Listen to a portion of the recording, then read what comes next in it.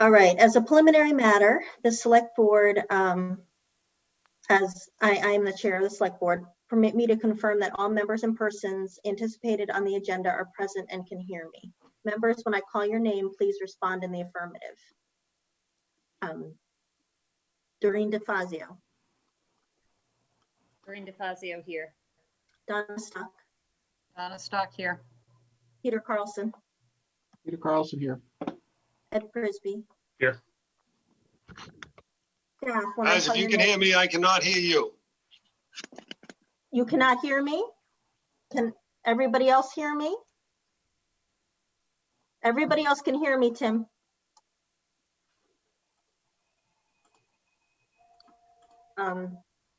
So that's going to be an issue right there.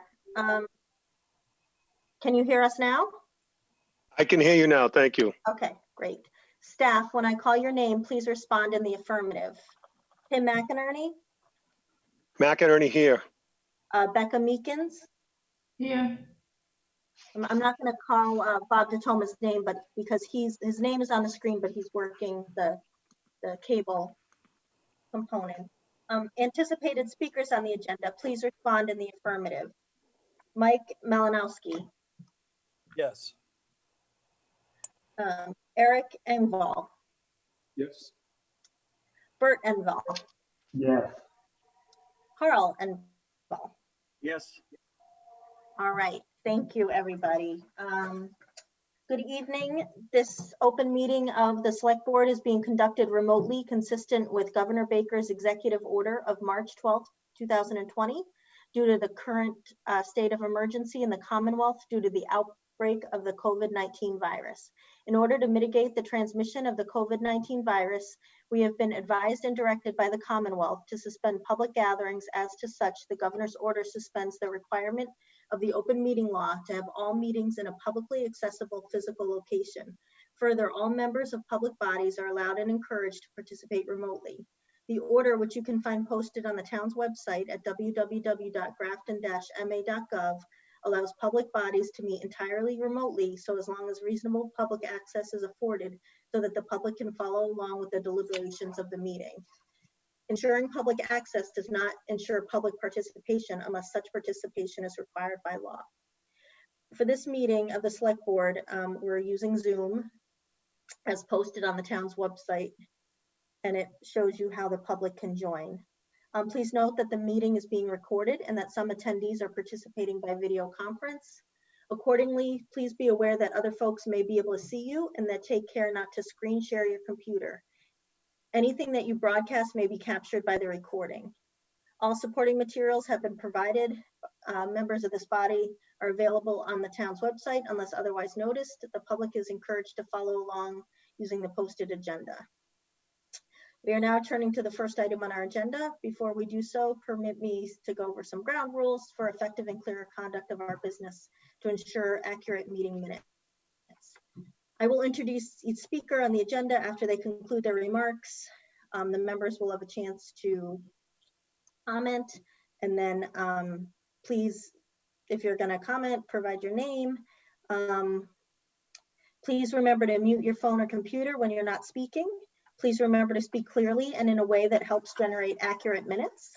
For any response, please wait until I yield the floor to you and state your name before speaking. And if you wish to engage with other members, please do so through me. After members have spoken, I will afford public comment. I will read the questions received in advance of the meeting, the public comments or questions received in advance of the meeting, followed by the real-time board or applicant responses. Public comments during the meeting will be conducted through the Q&A feature. I will read real-time questions typed by computer participants. They need to be relevant to the agenda item we're discussing. Finally, each vote taken in this meeting will be conducted by a roll call vote. All right, we always have to go through that stuff. So I'm going to call the meeting to order. I guess I didn't officially do that. It's May 12th, 2020, a select board meeting. The first thing on our agenda are announcements.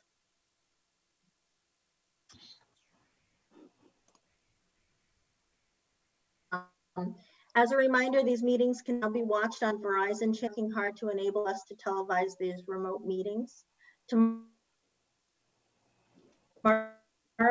is the virtual information provided on the issues facing Massachusetts libraries and then how you can advocate for state funding. More information is available at mblc.state.ma.us. The last day to register to vote at the annual town meeting is June 10th, and the last day to register to vote in the annual local election is June 12th. Please visit the town clerk website for details on how to register. All right. Next, we have public comments. I did want to talk a little bit. I know at the beginning of these meetings, I end up talking so much, but we are having I just want to go over our procedure and how we've been handling public comments and correspondence, because there seems to be some confusion. So I just want us to come to a consensus on how we're going to move forward. Traditionally, public comment, well, we were in our room, our physical room. Public comments was meant for items not on the agenda. So they were things that people would come and they would speak to us, and then if it was an item we found that we wanted to discuss at a further meeting, we would put it on an agenda. So now that we're remote, it's kind of morphed into something different. So, which is fine, we just have to decide. I just want to make sure everybody's on the same page. So that's what it used to be, but in these meetings, it's kind of been used as like a catch-all for all comments. So we can read everything that comes in under public comment during an appropriate agenda item. So if we're getting public comments on, say, the budget, we can decide to read those under the budget and not all at public comment if we think that's more effective and efficient. Or we can still read them on public comments, but I just want to make sure that people understand the difference between public comments and correspondence, because correspondence has traditionally been stuff that sometimes it's read into the meeting, but not always. In the past, like it's been summarized, like Peter might say, you know, we got 5 letters about A and 3 letters about B, and he just says the name and he summarizes them, but he doesn't necessarily read them all.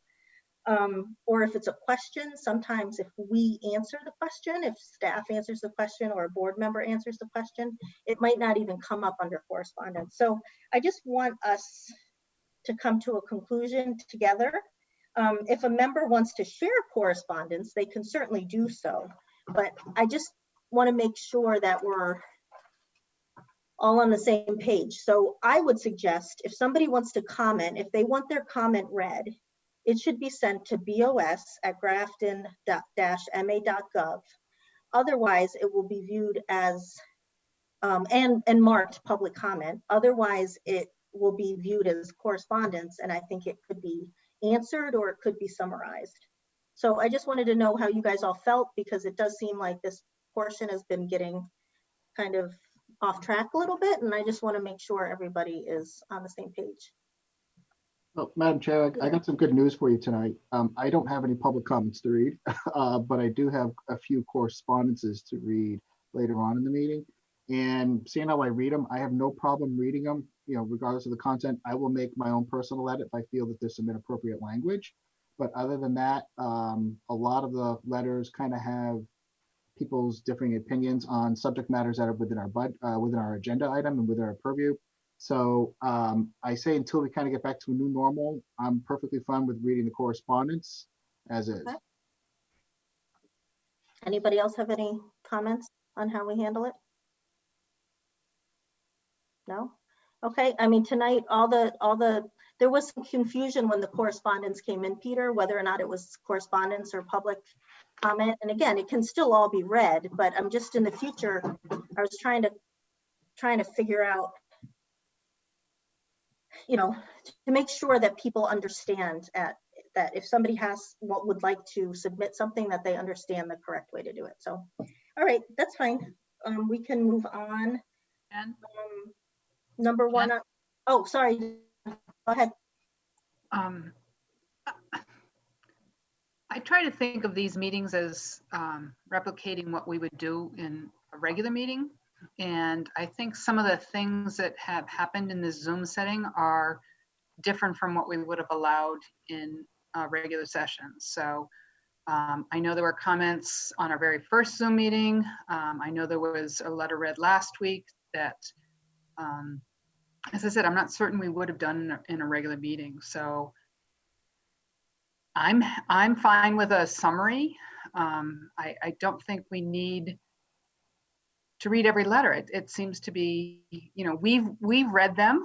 We have responded to them if necessary from the town administrator, or from the chair, or from one of us. So I think the sense of what comes in should be communicated to us and to the public, but I'm not certain every word needs to be read.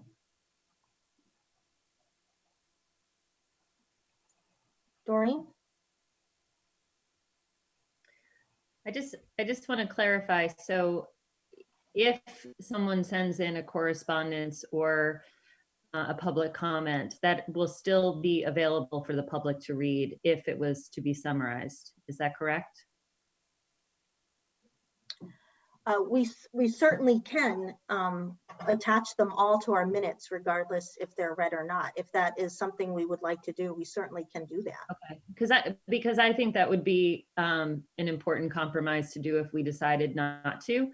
I think, you know, first of all, stating to the public that it's important to clarify with us. Do you want this to be a public comment? Do you want this to be a correspondent? You know, how much do you feel like this needs to be read into the record, or can it just be part of the public record? But I think summarizing it and eliminating it completely from the public is, you know, not something I would be for. I would be for summarizing it as long as it's available for the people who would want to read it. Ed? Yeah, I think with regard to the public comment in particular, I mean, obviously we're having this discussion a week later than I might otherwise have liked to, but you know, we want to run these meetings the same way we would run a meeting if they were in person.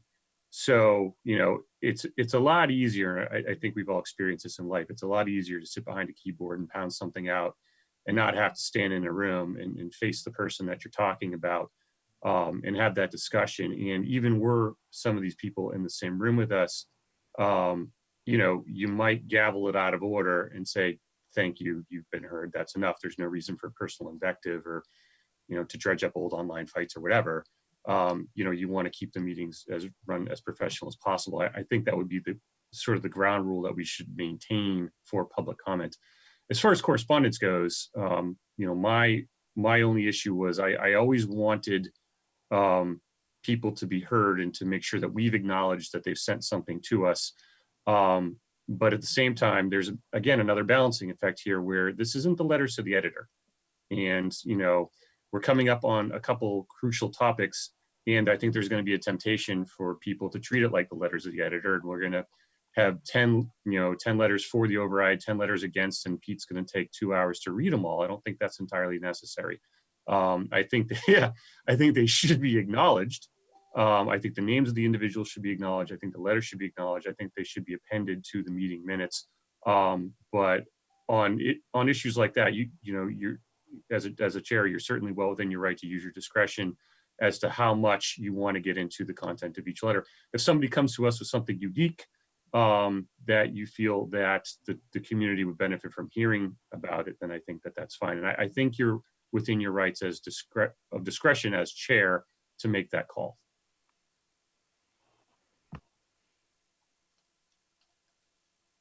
Donna? Please note that this is a time when both Ed and I agree. Okay, we do have a question. If, what are we, if the letter explicitly asks that they be read into the public record, how do we want to handle that? Madam Chair, could you repeat that last, the voice kind of came a little garbled on my end. Sure, if the letter specifically asks to be read into the record, how do we want to handle that any differently than what we just said?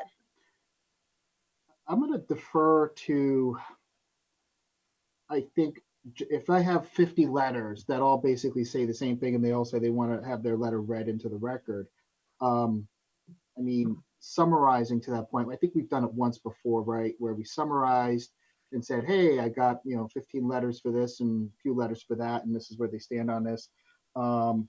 I just want to make sure that we don't misrepresent or summarize in a way that misrepresents somebody's correspondence. So if the board is okay with that, I think at the next meeting, if we receive the same amount of correspondence or public comments, as your clerk, I'll work with Joanne in assuring that we summarize this as best as possible to reflect what the community wants us to hear and understand and acknowledge. Does that make sense? Ed? Yeah, I think to that point too, if somebody is demanding that something be read into the meeting, isn't that what for the public comment is for? As far as this Zoom meeting goes, because if they had just sent us correspondence, like I'm just trying to protect obviously the open meeting aspect of it, where if someone were to come to us and sit in the room, we've all acknowledged the importance of public interaction. And again, the only proviso is you have to maintain a decorum in the room and within the audience and among the board. So if you're demanding to have something read, I would mark it as public comment. And then again, within your discretion, you can say, okay, this is public comment. Just because it says Ed Prisby's stupid over and over and over again 50 times, doesn't mean I have to read it. It's not furthering the discussion at all. You're within your First Amendment right to say it, but we're going to keep this a reasonable limit on that, on decorum. Where I feel like it's with correspondence, that's not really what we do. Correspondence frequently gets summarized. We acknowledge correspondence. We can append it to the meeting minutes, and I think that solves that problem.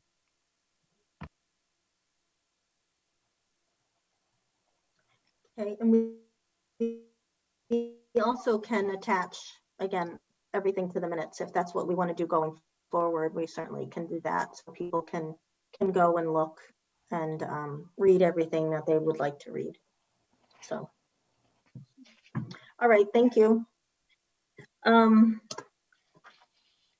see, I might do something a little out of order here, because the Envals are here, and you're here for something that's really far down on the agenda.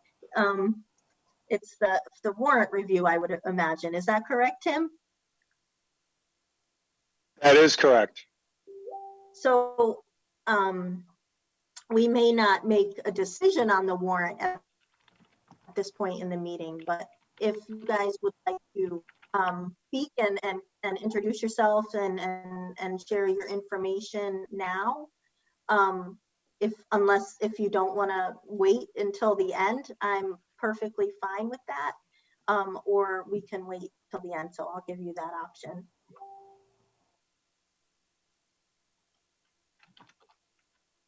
So if you want to speak, go ahead and unmute. Yep, there you go.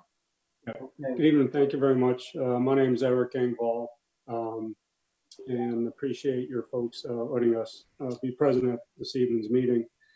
Main thing I wanted to pass on is some good news to the board is that Parker Environmental had submitted, as you know, a release tracking number due to the lead and arsenic in the soil. The retraction to that RTN was submitted on Friday, last Friday, to Mass DEP. Mass DEP received it, and we've got a verbal from them that it's in the process of being reviewed and should be approved by this Friday. So hopefully that will close up that whole aspect of this. hopefully a good deal going through. Eric, can you just give a brief overview of your generous donation and where it is and what we're kind of referring to? Sure, it's on 93 North Street, plus or minus 17 acres to the town. It's old orchard land, historic orchard land, apples and peaches. Berries have been grown there. And then later on, it got changed over to Christmas trees. And that's where, my brothers and I would earn money growing up, is going up and cutting down Christmas trees for folks and selling them. And then another large portion of it is a woodlot, which has been pretty much untouched for, I would have to say, at least 60 or 70 years. So it's in pretty much pristine condition. It's historically, it's been in our family for 5 generations, been worked by, as recently, Bert's sons doing the Christmas trees. Bert continued on that tradition of doing the trees. And it's just a legacy that we would be very proud on my mother's behalf to pass on to the town. Our mother grew up in Grafton, lifelong resident, passed away just over a year ago. And yeah, it was one of her great wishes that the land not be developed. Didn't want to grow houses. And my brothers and I figured the best way that we could possibly do that was to put it in the town's hands with a deed restriction, saying that it would be set aside for either open space or passive recreation. So hiking, skiing, cross-country skiing, jogging, that sort of stuff, walking dogs. Just let the people of the town of Grafton enjoy it as much as we did growing up. That's great. Thank you so much. Do any members have any questions? Just one question, Comment? Madam Chair. Eric, thank you for that summary. Just so I can understand, so Mass DEP gave you a verbal that they're reviewing the site study, and they should have something back by Friday, this Friday? That's correct. Okay. And will that be will that report be made available to us and to the town? It'll be available on, and sitting next to me is my wife, Devin. She's just raring to jump in here. She's the one who's been dealing with the state. She's really well versed in this. It should be available online at the Mass DEP website. Okay, great. So it's being fast tracked, knowing that this has been part of the warrant article. My name's Deb Holden Engvall. So that is being fast tracked. And I'll be talking to the representative on Friday morning if it doesn't show up on the site. And we'll be getting confirmation of that on Friday morning. And just, Jen, can you hear me? Just so Peter knows that, Peter Park Environmental was our consultant to look at the land. They made the report, they did the retraction. So DEP is really just verifying the facts as he found them. So they're not doing any of their own analytics on it. They're just verifying it from a regulatory standpoint. So we feel confident that there's really no issue with accepting the land at this location. We had trepidation, that's why we did the test, but there's no reservation at this point. I understand. Okay, thank you.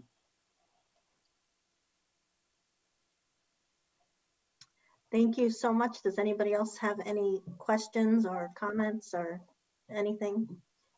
No, we'll talk about the warrant and the voting on the warrant later in the meeting, but, oh, Peter? Madam Chair, yeah, if no one else has any questions, I think I speak for all of us on the board and in the town, we really appreciate your generous offer and gift. I know it's really hard to really share this over Zoom, but I think I saw some of you a few months ago and I was really excited that you proposed this wonderful gift to the town. That area and tract off of North Street is going to be a great asset to the community. And I, for one, and I think everyone just truly appreciates you doing your due diligence and working with the town and seeing this get through. you definitely have my support at town meeting for this once everything's all cleared. Thank you. Yes, thank you so much. Really, it's a wonderful gift. Thank you. Peter said it well. So you're welcome to stay in the meeting if you would like, or you're also welcome to zoom on out. It's totally up to you, but I just wanted to give you guys that option because, the warrant is towards the end of the meeting. So thank you so much. Thank you. Appreciate it. Well, thank you for the opportunity to readjust the agenda. This is Bert Engvall, all the way from Upton. And thank you for the opportunity to readjust the agenda for tonight's meeting so we could go first. It's greatly appreciated. And Eric, thank you for summarizing it so well.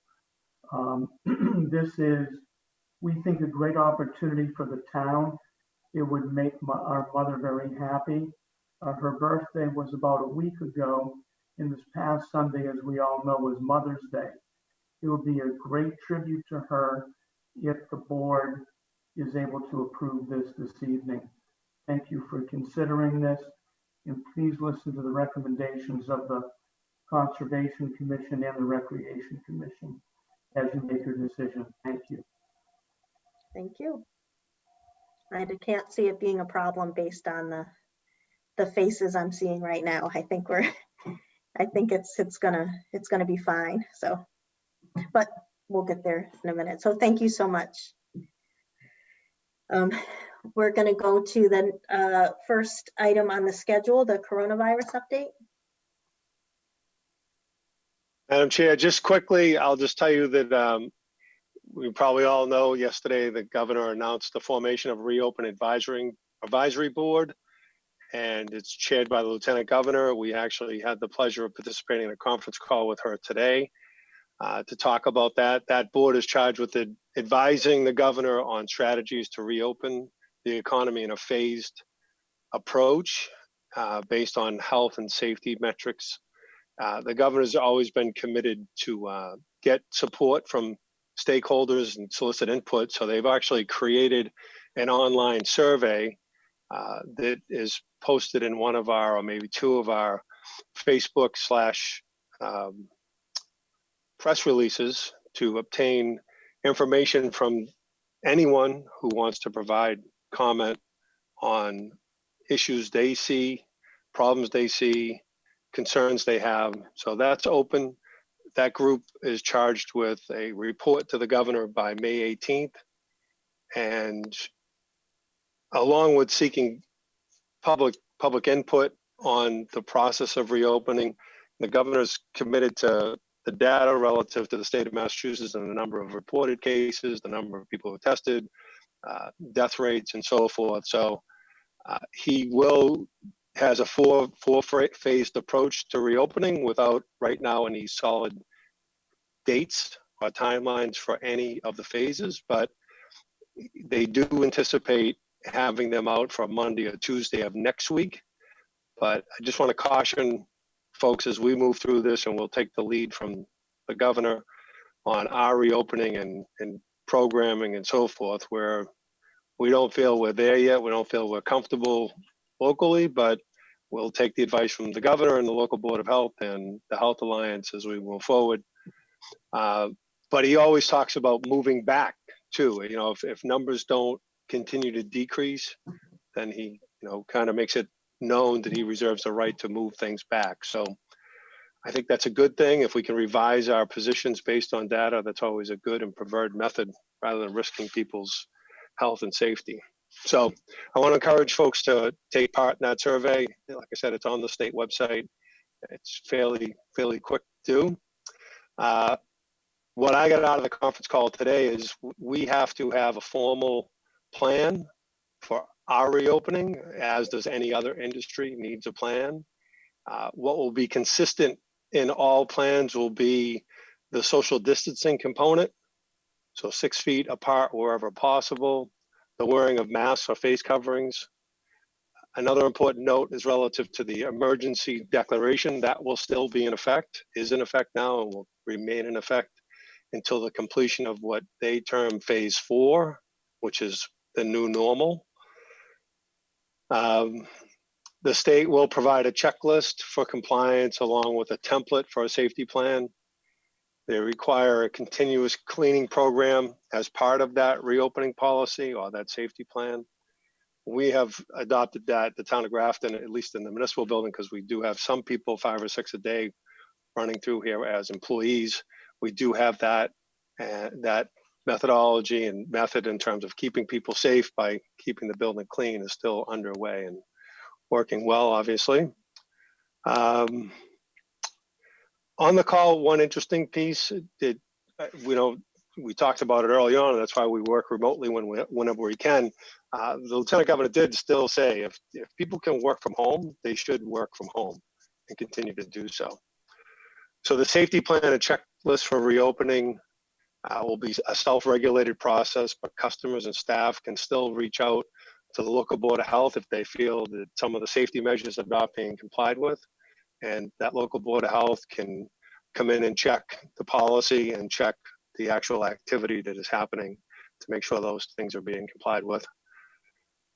Here locally, today we had 1 positive case reported, so we are up to 68 positive cases.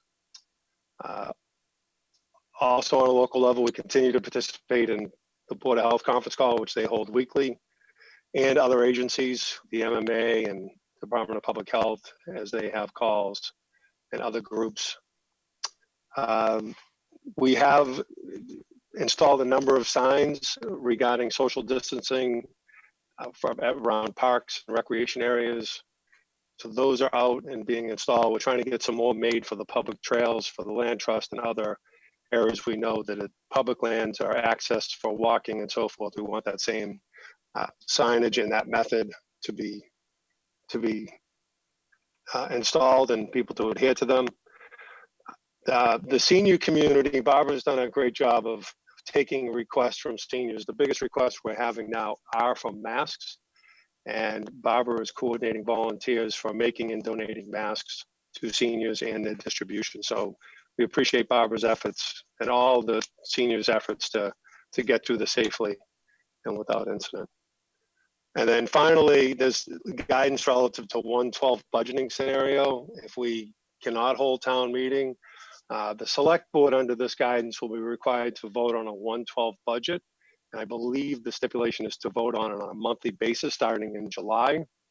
So if we cannot hold town meeting, we can deficit spend into the next fiscal year only with the board's approval, and then the Department of Revenue will submit it to the Department of Revenue, and the Director of Accounts will also verify and approve that.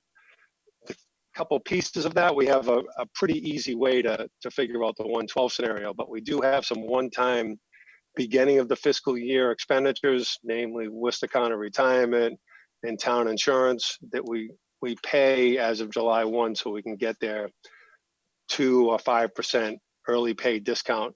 So we'll have to work with the DOR to make sure we can take advantage of that and not be penalized, if you will, for the 1/12 budgeting scenario. The other piece we'll have to be cautious of, we have debt service basically twice a year, and that's obviously not easily divisible by 12. So we'll have to make concessions for that, which I think the governor and the Department of Revenue are cognizant of and are aware of. So those are the pieces that we're working on relative to COVID, but I wanted to just give you an update on that, of where we're at.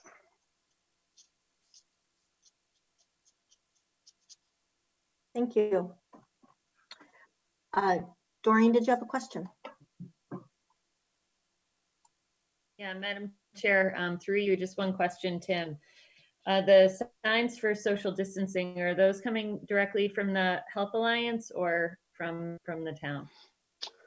They gave us a model, and then we went to print. We're using the grant. We were lucky to get I think it was $24,000 we got because we're part of the Health Alliance from the state for their grant. So we're using those funds to pay for those signs. Great, thank you.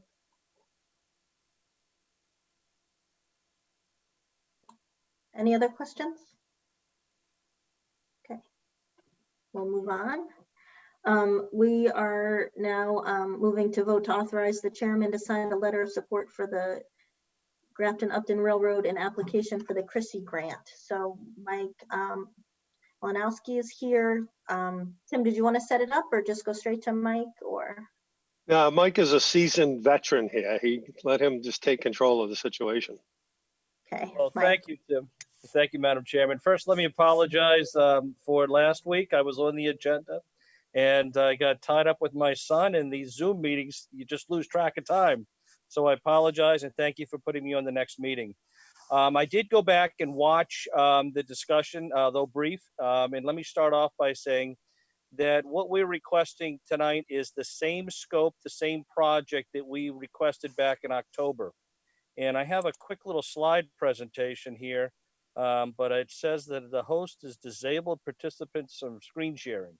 So I guess I need permission to screen share a slide presentation. If not, I can just talk through it. We can do that. Okay. Becca, do you want to allow it? Yeah, Mike, I think I just gave you the ability to share. You want to try again? Okay, I think I've got it. Let's see. Okay, can everyone see that? Yes. Okay, is it showing as a slideshow or is it showing as, well, let's see, here we go. Okay, so the first slide I have here is on October 1st last year, the board voted unanimously to support this grant. There was a Chrissy grant.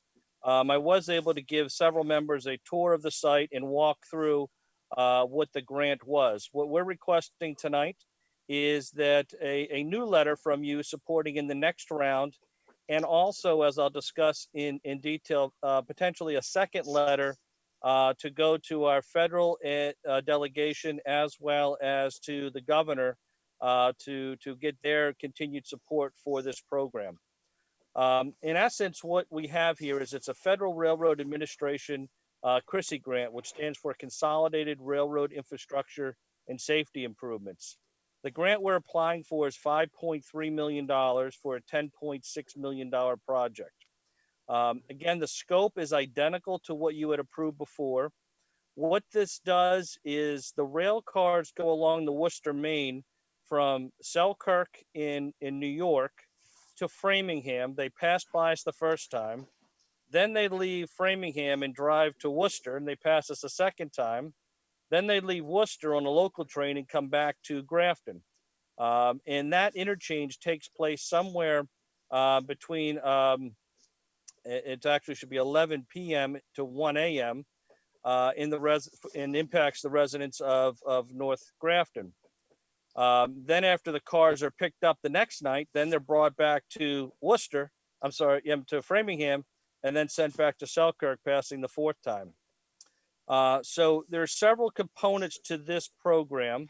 Going to the next slide is that we'll be reinstalling the interchange siding that was originally on the main line. So it'll be putting a third track on where the existing main line is with 2 electric lock switches. This will also provide a public benefit to the MBTA that they can pull trains off to the side if need be.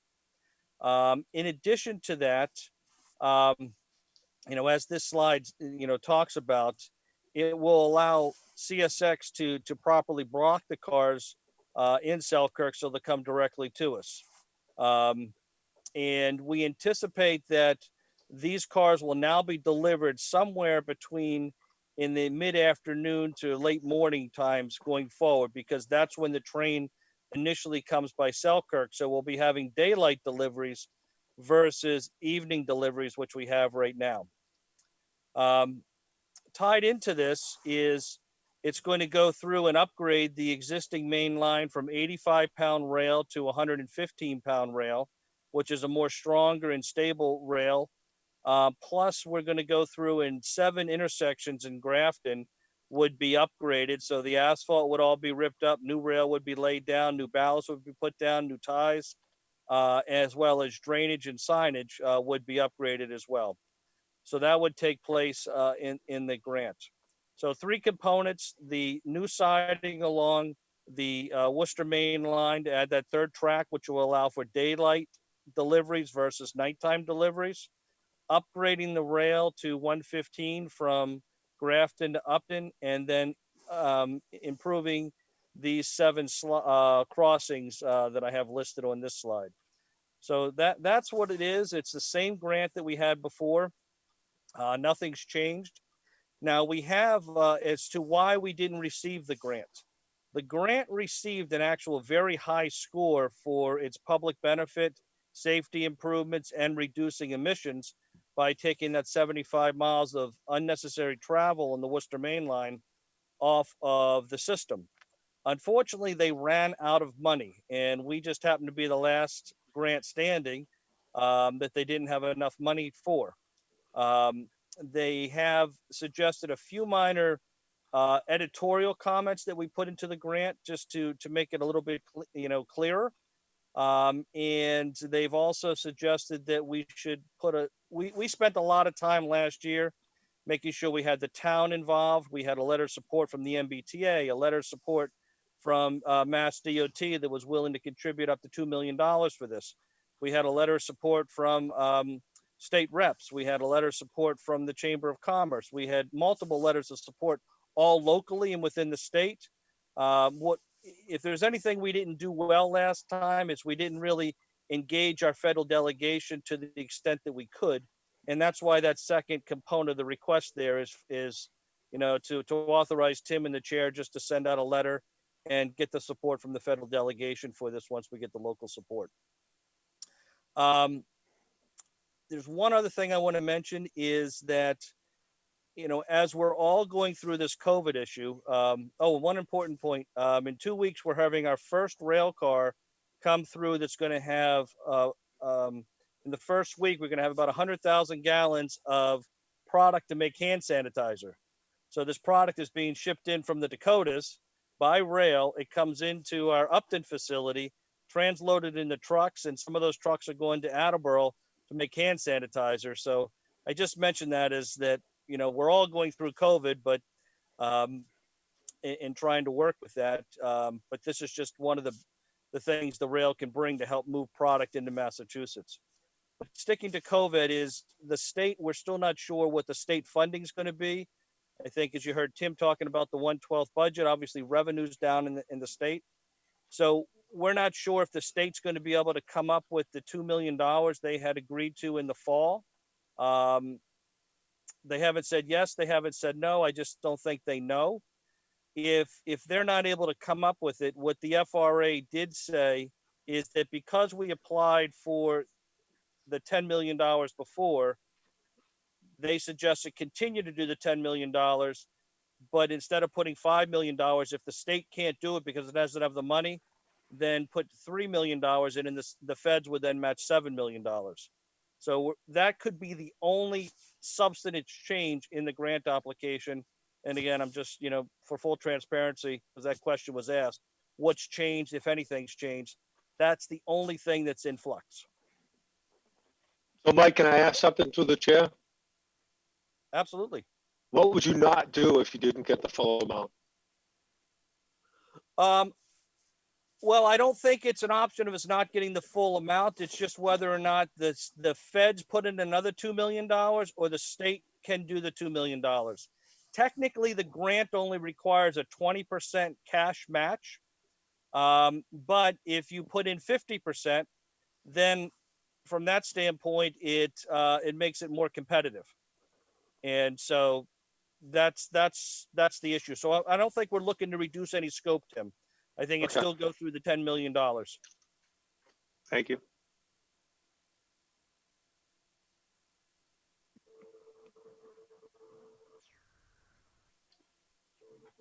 Madam Chair? Thanks. I think you're still on mute, but I think you recognize me. Mike, is there any possible way that you can send us this presentation just so we can add it to our minutes as is? Yes, I believe Becca has that already. She does, okay. Sorry about that. I was on mute. And right now I can't see anybody else, but I do have a question just to confirm if there is a difference between the grant and the total costs. Who will be covering that? Will the town of Grafton be on the hook for any of these costs? That's a question on through our Q&A. No, the town of Grafton is not on the hook for any dollars tied into this grant. The matching funds all have to be paid for by the railroads, so we'll be sponsoring that and or our partners. So basically what the feds say is to be highly competitive is you need to have 50% non-federal funds. Again, last year we had 2 million from the state. The other 3 million would have come from the railroad or our partners. So we're still looking to contribute that. It's just where that $2 million comes from, is it state or feds for that. But there is no obligation to the town for this grant. Thank you. Donna? Yeah, obviously this is a win-win, and it was initially, and unfortunately we couldn't get the funding, but having attended the session that you did at North Grafton Elementary School earlier this year, I think it would be helpful to send out to, whatever we can do to publicize this opportunity, to let people know that we're pursuing it again. And also, making certain that our state rep and state senator can work with our federal partners, and we could as well, just to encourage them to promote this as possible. So if I could, Madam Chair, you asked an important question, is there any liability to the town? And there isn't. But what the town offers in this is, and to pick up on Donna's statement, is they're looking to see what the town's position is. And again, last time you were unanimous in this, and we thought we could run with it and do it. We got the local and the regional and the state support. We just didn't get the federal support. So your action in your additional letter to go to your state rep, your state senator, the congressman, then just builds more momentum as it gets down to Washington. So that's really, to Donna's point, how collectively we can all make this happen, because it is a win-win for all parties. Thank you. Any other questions from the board? Madam Chair? Yes. I move the board vote to authorize the chair to sign a letter of support for the Grafton Upland Railroad's Chrissy grant application. Second. I have a motion and a second. Any discussion? Hearing none, by roll call. Carlson, aye. DeFazio, aye. Stock emphatically aye. Frisbee, aye. Thomas, aye. The motion is carried. Thank you so much, Mike, for coming in. Thank you very much. Appreciate your support. Thanks, Mike. Thank you. Bye-bye. All right, next on the agenda is vote to authorize the town administrator to enter into a lease extension for the temporary library space at St. Andrew's Church. So just, Madam Chair, this is an extension for the existing lease, as you mentioned. The rent stays the same. We have an agreement with them up until, I think it's July 30, probably August 1st for 2020 of when it expires. So we did not have probably enough lead time in the existing lease. We had a 16-month construction timeframe, but due to the soil issues we've all seen and you've all voted on at the library and COVID-19, we did get pushed back.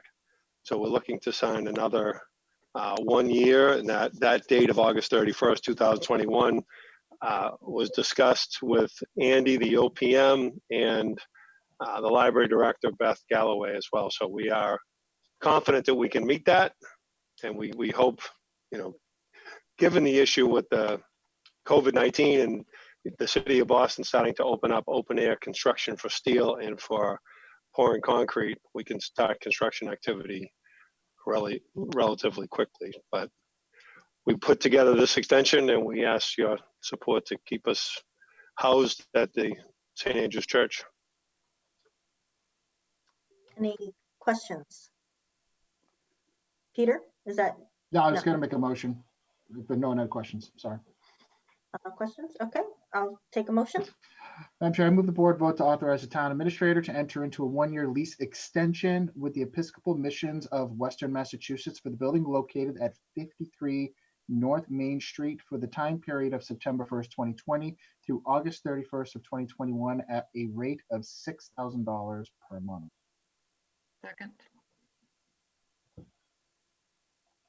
I have a motion and a second. We're in discussion. We do have a question about the money. It's 6,000 per month. Where is the money coming from? And how is the library on their contingency funds?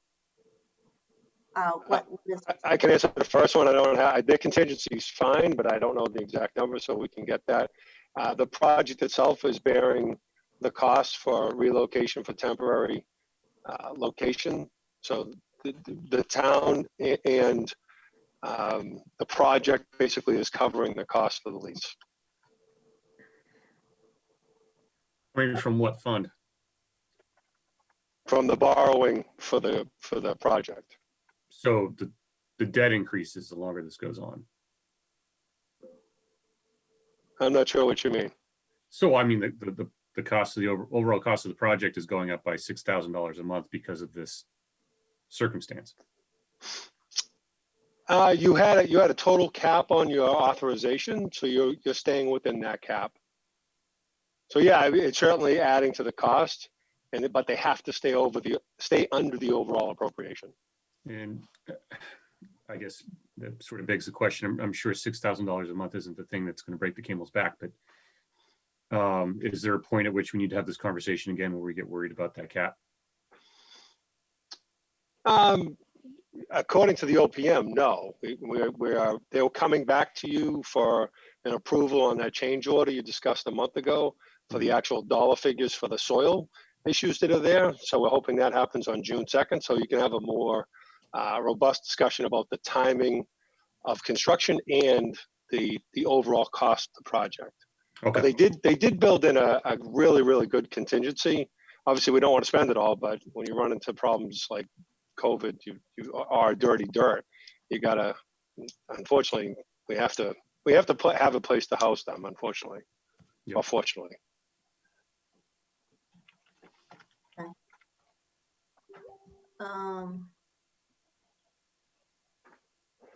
I'm sorry. So I'm just looking through the questions. If the state decides not to fund the Library Commission grant program, what's Grafton's plan? Do we have any indication that the state may not fund these grants? No, we think we're on track.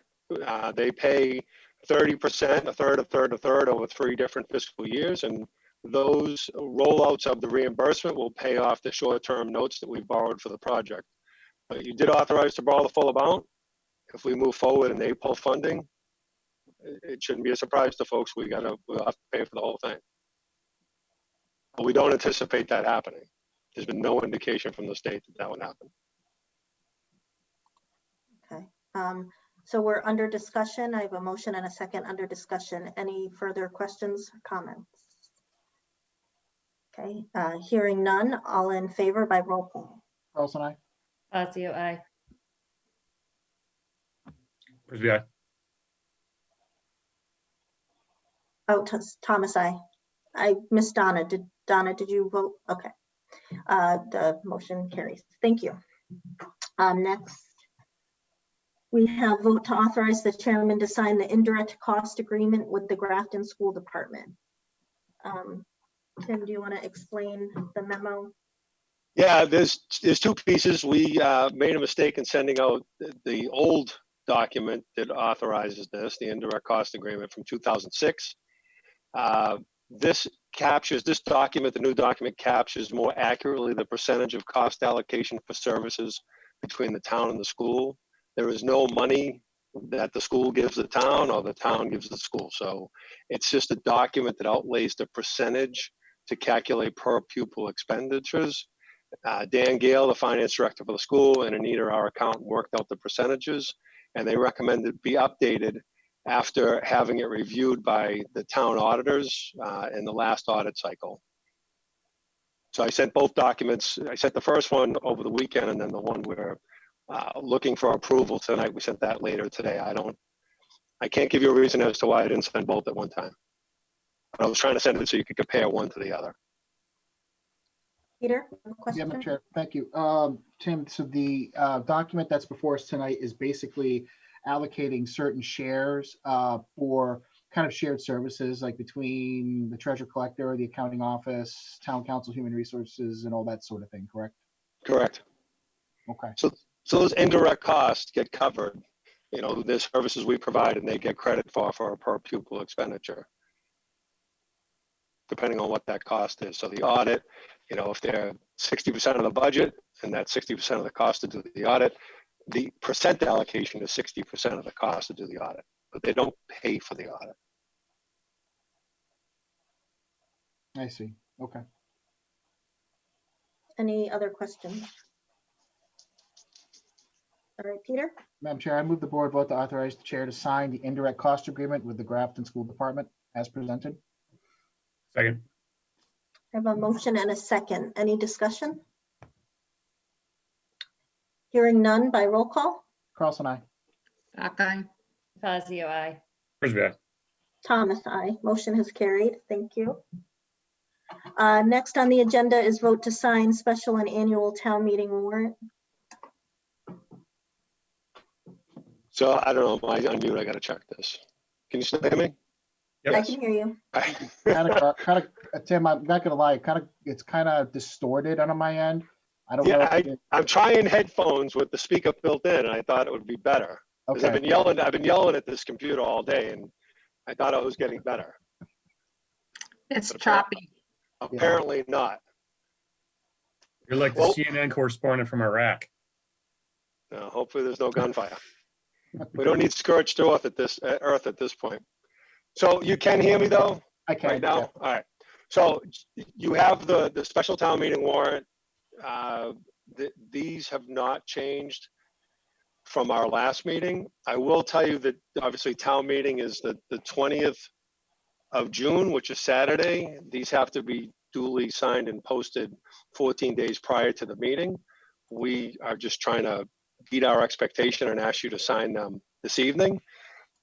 For the special, I don't know if people had particular questions or if you want me to cover them. How do you want this to go? Does anybody have any specific questions on the special? No. No. I guess I'll take a motion on the special then. Madam Chair, I move the board vote to sign the June 20th, 2020 special town meeting warrant and as presented. Second. Okay, I have a motion and a second for the special town meeting warrant. All in favor by roll call? Carlson, aye. Fazio, Aye. aye. Frisbee, aye. Thomas, aye. Right, the motion is carried. All right, does anybody have any questions about the regular town meeting warrant? Can I ask Becca to unmute and just take the board through the positioning of a couple articles? Because I think I want to make sure we got it right in terms of there's some citizens petitions that come before CPC. I just want to talk that through, but if Becca can open that document and maybe share the screen and then just make sure we're all on the same page before you vote to sign.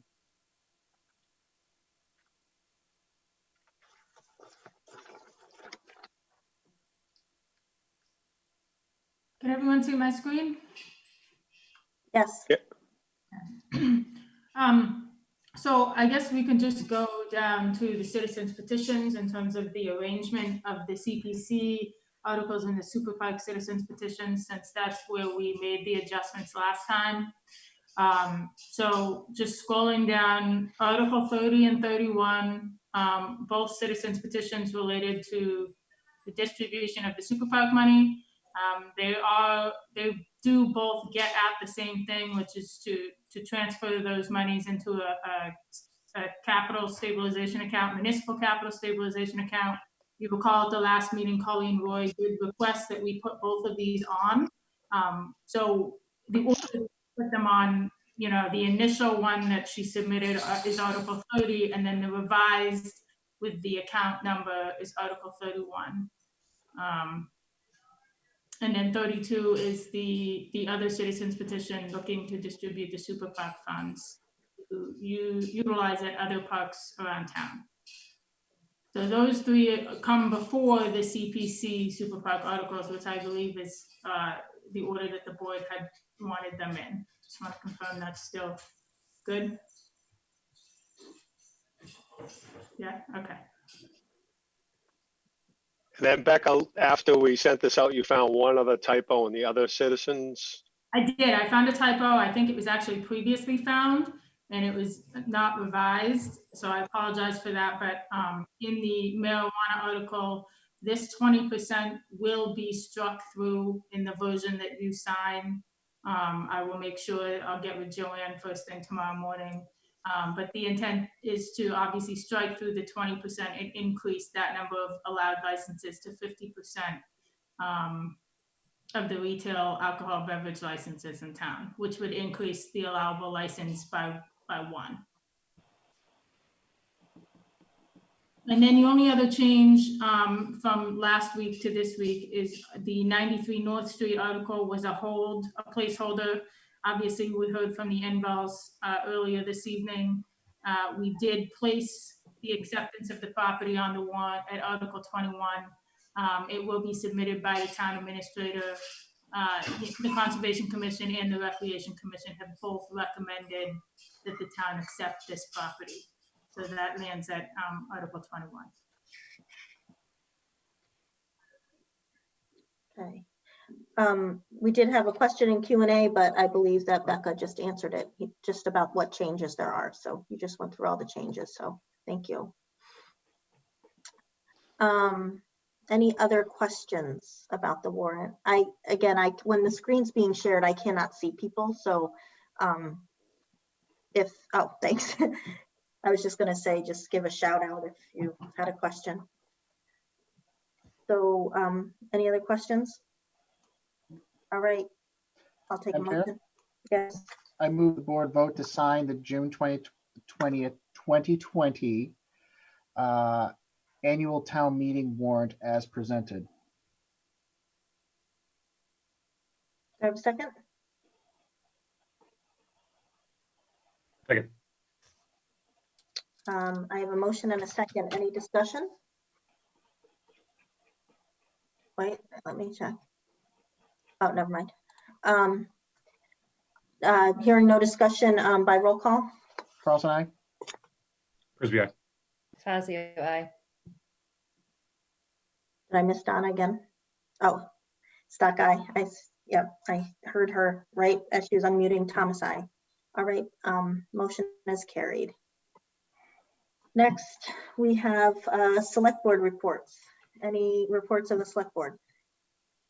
Madam Chair, I have one thing, if I may update the board. So the Fire Study Committee held its meeting last night and has voted to adopt the final draft of the fire study report that we've been charged to come up with.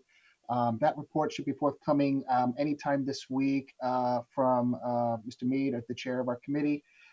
In addition to that, they asked me to reach out to the board about presenting the report on the June 2nd meeting and be able to answer any questions or concerns. And one of the action items that I'll be asking the board to consider at the conclusion of that is to vote to accept the report as drafted. Other than that, I don't have anything else. Okay, thank you. We can put that on the agenda for June 2nd. Any, Doreen? Thank you. I just want to let the board know that EDC had a meeting last night and Tim gave an update on 8 Pine Street, and we talked a little bit about the cannabis retail and he also went into detail about the host agreements and what was determined and whether or not the EDC would support that article. I don't think any determination was made on that. We also talked about small businesses in town and what we can do to support small business. And there was talk about potentially putting together some kind of campaign to help local businesses, by advertising or, coming up with any sort of other ideas to remind people to shop small business, and anytime they have an opportunity to shop within town, to do so instead of bigger stores or anywhere out of Grafton. So that was initial discussions last night, and I will update the board as we kind of figure out what that looks like.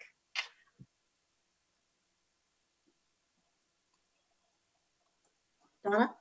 What's the next meeting, Doreen? We don't have a meeting scheduled right now. I will let the board know as soon as we do. Typically, we meet when we have agenda items, and that's done through John Allen, the EDC coordinator. So I will reach out to him and see when the next meeting will be, and I'll update the board. So I think it would be through the chair, please. You know, if we can do something like we do at the holidays for Shop Small.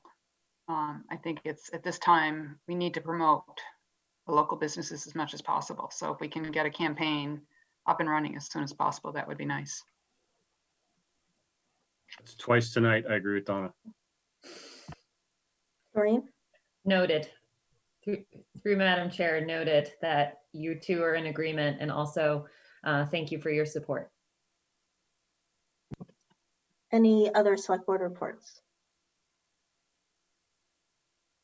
No. Town administrator report. Thank you. I'll try to be brief. I only have a few items to cover. First, you can hear me okay? I'll try not to move my head 4 degrees to the left. So we have started to schedule interviews for 2 of the top 8 Pine Street proposers. Their interviews will take place on the 18th and 19th of May. We have to wait until the 18th and 19th to get full comments back from the local historic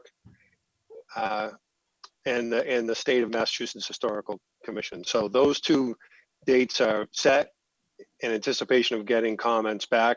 We actually had a phone call from Mass Historic today, and we weren't able to connect with the director there, but we hope to do that tomorrow. So the interview, just in terms of who will be on it, it'll be myself, it'll be Chris McGoldrick, Becca, Jen Thomas, Dan Crossan from the Affordable Housing Trust. I figure 5 is a reasonable number to do the interviews. That one certainly is better than the other in terms of these proposals, but there could be something in the interviews that might tip the scales to make us have a more difficult decision in terms of selecting one or the other providers.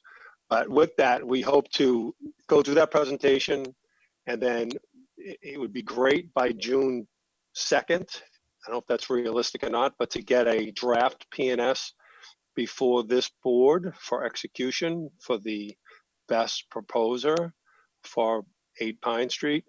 And then, hopefully close, within 90 days after that. So still the goal of turning this around from taking ownership from the state through the sales partnership agreement in August to getting it under agreement and or sold prior to August is a huge endeavor. So as we get closer to that and we make a formal recommendation based on the RFP, if you've read it, it was considered a double bottom line. So it's the best reuse, the best tax yield, and the best dollar figure for the property to buy. So these 2 top proposals, I reported this in the past, and I'm gonna get the number wrong, so don't hold me to it, but I think it's 1.9 million is the sale price from one of them, and 1.7 is the other. One has some more contingencies and more timelines, so that's why the interview process is critical to make sure we pin them down exactly what their timing would be and what their actual investment would be and the number of units that they'll provide the community and the square footage of commercial space. So all those things factored in to making the selection for the 2 top proposers and to start those interviews the week of the 18th. So that's a big deal. The other thing we're working on, the Fire Safer grant is due Thursday. We are working on that. We are also seeking letters to kind of steal from Mike Belanowski's idea of getting the federal delegation involved. We're trying to seek letters of support from the state and the federal delegation. The grant's due Thursday, but the letters of support are due 60 days after the date of the closing. So we think we can move that along pretty well. Those letters are drafted to go out to those people and hopefully get out to them tomorrow.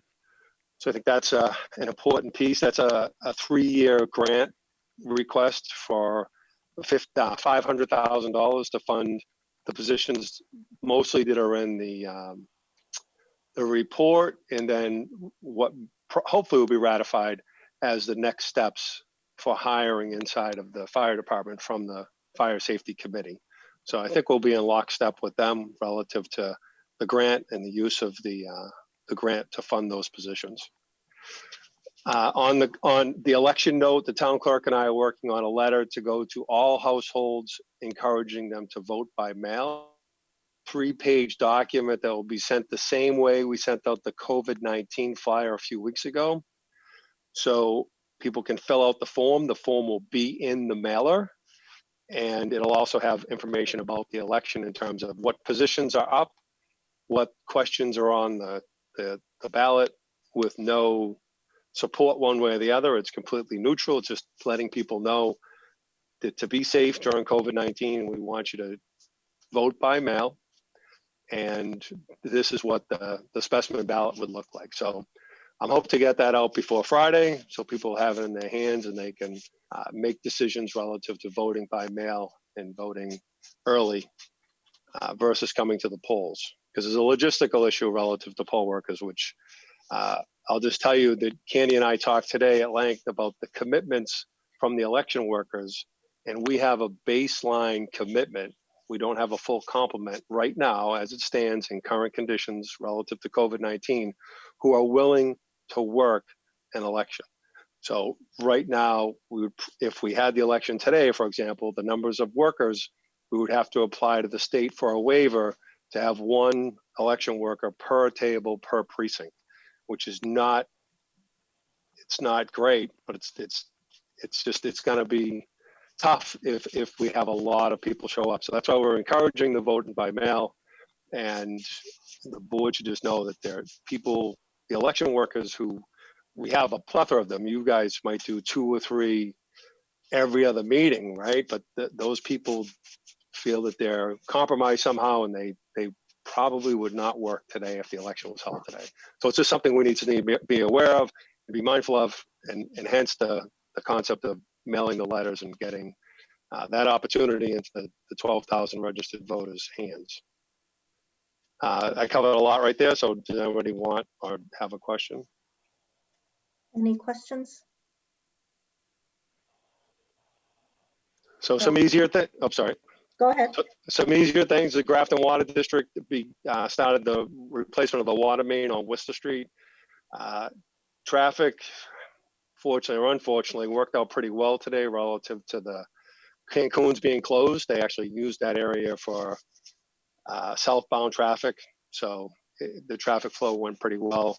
We did, the Water District sent out letters to businesses. I had conversations, John Allen had conversations with businesses talking about the impact. You know, traffic is one thing, but the water delay in service and retapping those water mains is the other. But I talked to Matt Pearson, you know, those retapping after the line is in can take 45 minutes, and they'll do those early in the morning. So there shouldn't be a major impact to businesses along the corridor. So we're mindful of that, and we're trying to work with them. Last week, we reported on Justin Souza, the Veterans Director, about the Memorial Day Parade. There won't be a public celebration or a public parade this year due to COVID-19 and the state's guidance. We are still working on placing flags at grave sites, and ceremonies will be videotaped at safe distances so people can watch on local cable some of those speeches and some of those things that people in Grafton have come to enjoy throughout the years. It'll just be a little different than it has been in the past. So we want people to stay safe and in their homes during the celebration, but still give them something to watch and remember the military. The Grafton Farmers Market is still slated to start, and they are working with the Board of Health. They're working with the Alliance. We'll keep you posted. You know, I think they're really working out a virtual type environment where they can have the farmers market online and have people pick up in and around the common. There's a lot of logistics there, but I just wanted to get it on the board's radar screen because you might have to make a decision relative to the use of the common during COVID-19 and what the numbers dictate. Really, everything that all the guidance we get from the state We just try to back channel and apply it to all these events that the community is going to have. So we are mindful of that, but I did want to bring up that they are moving forward with the farmers market. They want it to happen. It's still all contingent upon Florida Health, the Alliance, and doing it in a safe manner. And they do have some backup plans if they cannot open in a safe manner. Also, relative to trash bags, I know we talked about this a lot relative to the stretch flex bags, if you will. They're kind of crimped and they kind of hold some jagged edges a little bit better. And the weight is still the same failure built into the weight distribution for the small and the large bags. But July 1, we're working with WayZero to roll out those stretch bags. I am sending one of those stretch bags to each board member to get feedback from you on how they work. So if you can pay attention when you use that bag, let me know how they did, how they performed in your particular household. I've given a couple bags to staff and they've used them and they've said they've worked fine, but they also didn't have the problems that some other people have had with the regular bags. So we're hoping that the stretch trash bags rollout will be well received and work better than the current bags. So it'll give more volume, but not more weight inside those bags. Also, relative to trash, E.L. Harvey was, it was confirmed to us by a couple people who took some pictures around town that not everybody was using green trash bags. So I think E.L. Harvey was trying to protect their workers from, getting into any confrontation, so they just picked things up. So we noticed them that, trash needs to be in green trash bags. We noticed the homeowners where the pictures came from. Whoever reported that address, we sent letters to that address saying, hey, you must use green bags. So they are aware of it. And hopefully that'll rectify itself. I've only seen one picture of one address. So the LED lights are underway. If you get out at night, you'll see that 50% of the community is now under LED. We talk to National Grid weekly to update our lighting profiles so we can pay the appropriate rate for LED under a different schedule than the regular wattage mercury vapor lights or the sodium lights. So we will have training on those lights. There's actually a system controlled and an app for the LED lights to be installed. We'll start that system test next week, but we are at 50% complete for that. And today, I'll end with this relative to online permitting. While we're not live to the public, we are internally issuing permits through the building department with our Permit View software. So there are a number of kinks. I actually think we should be, I will send an invoice to Permit View because of the enhancements and modifications we help them work out in terms of having a robust permitting system. But we are very, very close to going live and online for all aspects of permitting, but we do have the building department who's issuing permits under that new Permit View software as of today. So that's a great thing for us. That's all I have.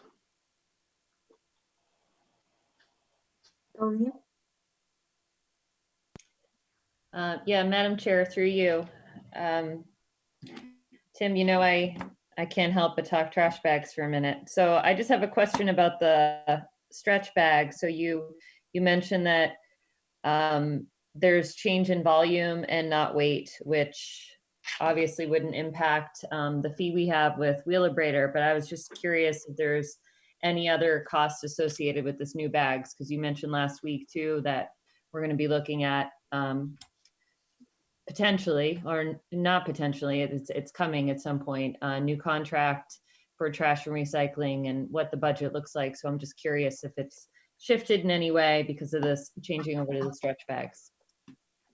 No, the manufacturer of these stretch bags, Bechtel was able to negotiate a zero increase for the stretch bag. So there's no cost to the consumer. We talked about here at many points about rolling out these bags and saying, hey, they're going to have more volume. We're going to have to cover these future costs for recycling that we're now not paying for through E.L. Harvey. Do we want to adjust the bag fee? Right now, you do not have to adjust the bag fee. The contract we have with WayZero is an annual contract. So the bag fee is not changing and you don't have to, we won't pay more and the residents won't have to pay more. in a year from now, if the cost of resin, which doesn't seem likely because it's an oil-based product, goes up, we will have to consider raising fees. But right now, we're not proposing that because Becca was able to negotiate a zero for that flexible bag. Becca, did I miss something there though? I want to make sure I got it right.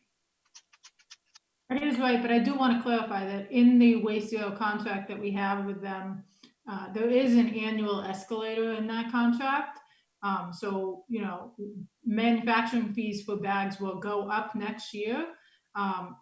We accounted for it in the budget, but it's part of the existing contract. It's in no way related to the switch to stretch bags. Thank you. That's a good point. Sorry. Thank you. Thank you, Becca, for negotiating that too. Great job. We do have a question about the LED lights. There is a very bright light at Riverview Park that stays on late into the night. Will that be changed to LED? The one at If it's, I would need a poll number to really know. There's a lot of polls down there, so I need a little bit more detail. If we pay for it, yes, it will be. If we do not, if it's the landlord's, it will not be. So I don't know. I think it's at the park. I think it's at the park, so it's probably ours. Okay, then yeah, it will be. It will be. Yes, if we pay for it now, then it will be changed to LED. Doreen, did you have something?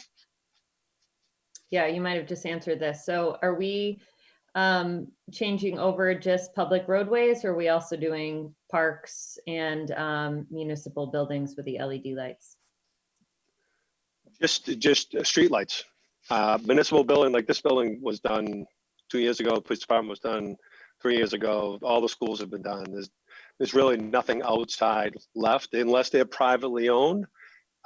We didn't include them in this count of 767 lights. Great. I know you've talked about it before. Thank you for repeating. Not a problem. Thank you. Okay. Next we have correspondence. I understand Peter has quite a bit tonight. A lot of water. Well, I would say, you know, these letters were submitted before we talked about the summarizing, so I think tonight we should read them all, and then moving forward we can. Okay. Definitely. Madam Chair, okay, everyone, here we go, buckle up. Okay, first letter was received from Terry Turgeon on the 8th, to members of the Select Board. I'm asking you to read this letter to be read into the record as well as attached to the BOS meeting minutes for May 12, 2020. I want to say that as I express my concerns to you as a board, I do so as a constituent, as a taxpayer, as a parent, and a former school committee member who served this town for 10 years. I'm appalled that we're going forward with a vote for an override this June. My understanding is that the school is faced with cutting 2 teachers. Over my 10 years, we faced many years with cuts, and we found ways to make it work. While some may call this kicking the can down the road, I call it learning to live within your means. In fact, there was 1 year where we got a 0% increase in our school budget. During those years, we were even leaner. We didn't have the instructional coaches, reading specialists, or co-teachers. I do not know how you all budget for your households, but in my house, if I can't afford an improvement, then it gets put off until I can afford it. The Grafton Select Board is asking the residents in this town for a $4.5 million override. This is happening at a time when constituents can't or haven't been able to fully participate given the COVID crisis. Sure, there are those who are in favor of it and mobilizing, but what about all the other constituents who aren't getting information at this time? If this was during normal times, you'd be going to the senior center and speaking on it. But who is telling them information now? How can you conceivably, in good faith, bring people together to a town meeting? What about all those special populations that are at risk of virus? Who won't participate? How can you, as leaders of this town, put before us and ask us to vote on this? We are facing 20% unemployment rate. I know directly of Grafton families that are facing rent crisis. I know of folks who are facing with losing their jobs. We don't even know if the schools will reopen in September, and what will that look like? How can we even think about an override right now? I can tell you as Grafton's executive board, to lead now, Don't just put it to voters and let it be the case of whoever just shows up is who wins. Lead, this is the way we elected you. I urge you to take off the warrant, the override, and wait until the fall to relook at this again. When we have a better understanding of the fiscal outlook during COVID, we can exercise our right to fully participate. Respectfully submitted, Terry Turgeon. Next up, I have a letter from Ms. Colleen Roy. Dear Select Board, although I'm a member of the Finance Committee, I'm reaching out to you on my own behalf. I am concerned about the FY21 budget. At your April 21st meeting, the board was not in agreement about the use of stabilization to close the $190,000 shortfall in the FY21 budget. According to those meeting minutes, the decision was made to discuss the issue further at the next meeting. I wanted to call the board's attention to the FY21 capital budget, specifically the Replace Truck 44, a 5-ton, currently 16-year-old truck, being funded with free cash for $250,000. In January, the town announced that they were awarded the grant to fund about 80% of the cost of this truck, totaling $182,040. In a release from the town dated January 2nd, 2020, the town indicated that using the grant funds for the new truck, Grafton would be able to reallocate those dollars to complete other projects off the FY21 capital improvement plan. The current FY21 capital budget does not reflect the changes in the January 2nd memo from the town. It still has the truck being replaced using $250,000 of free cash. I'm asking the board to consider using the free cash that is now available by this grant to close the $190,000 shortfall in the FY21 budget, allowing the stabilization account to remain intact for emergencies or the FY22 shortfall that we will face if the override fails. I've included both the FY21 capital budget as posted online and a copy of the January 2nd, 2020 release from the town announcing the grant. Thank you, Colleen Roy. And you all have received the 2 attachments, which includes a spreadsheet with the capital items and then the town's press release regarding receiving the award for the purchase of the new truck. Okay, next up, we have Brooke Paget, who sent this yesterday. The decision by the Select Board to move forward with the school committee's request to place a Proposition 2.5 override on the ballot at this time is puzzling. While there may be a time to debate if a $4 million override, $2.5 million for schools with an additional of $1.5 million for police and fire is appropriate. Now is not the time, as we are in the middle of a global pandemic, and this economic situation of the citizens of Grafton and the Commonwealth is extremely uncertain. Grafton approved an override in 2014 for $1.5 million for the roads and $2 million for the schools. And since 2014, the school budget has increased 20%, $6.2 million, and the municipal 9% at $863,500. The decision to ask the voters to decide on an override now is even more perplexing.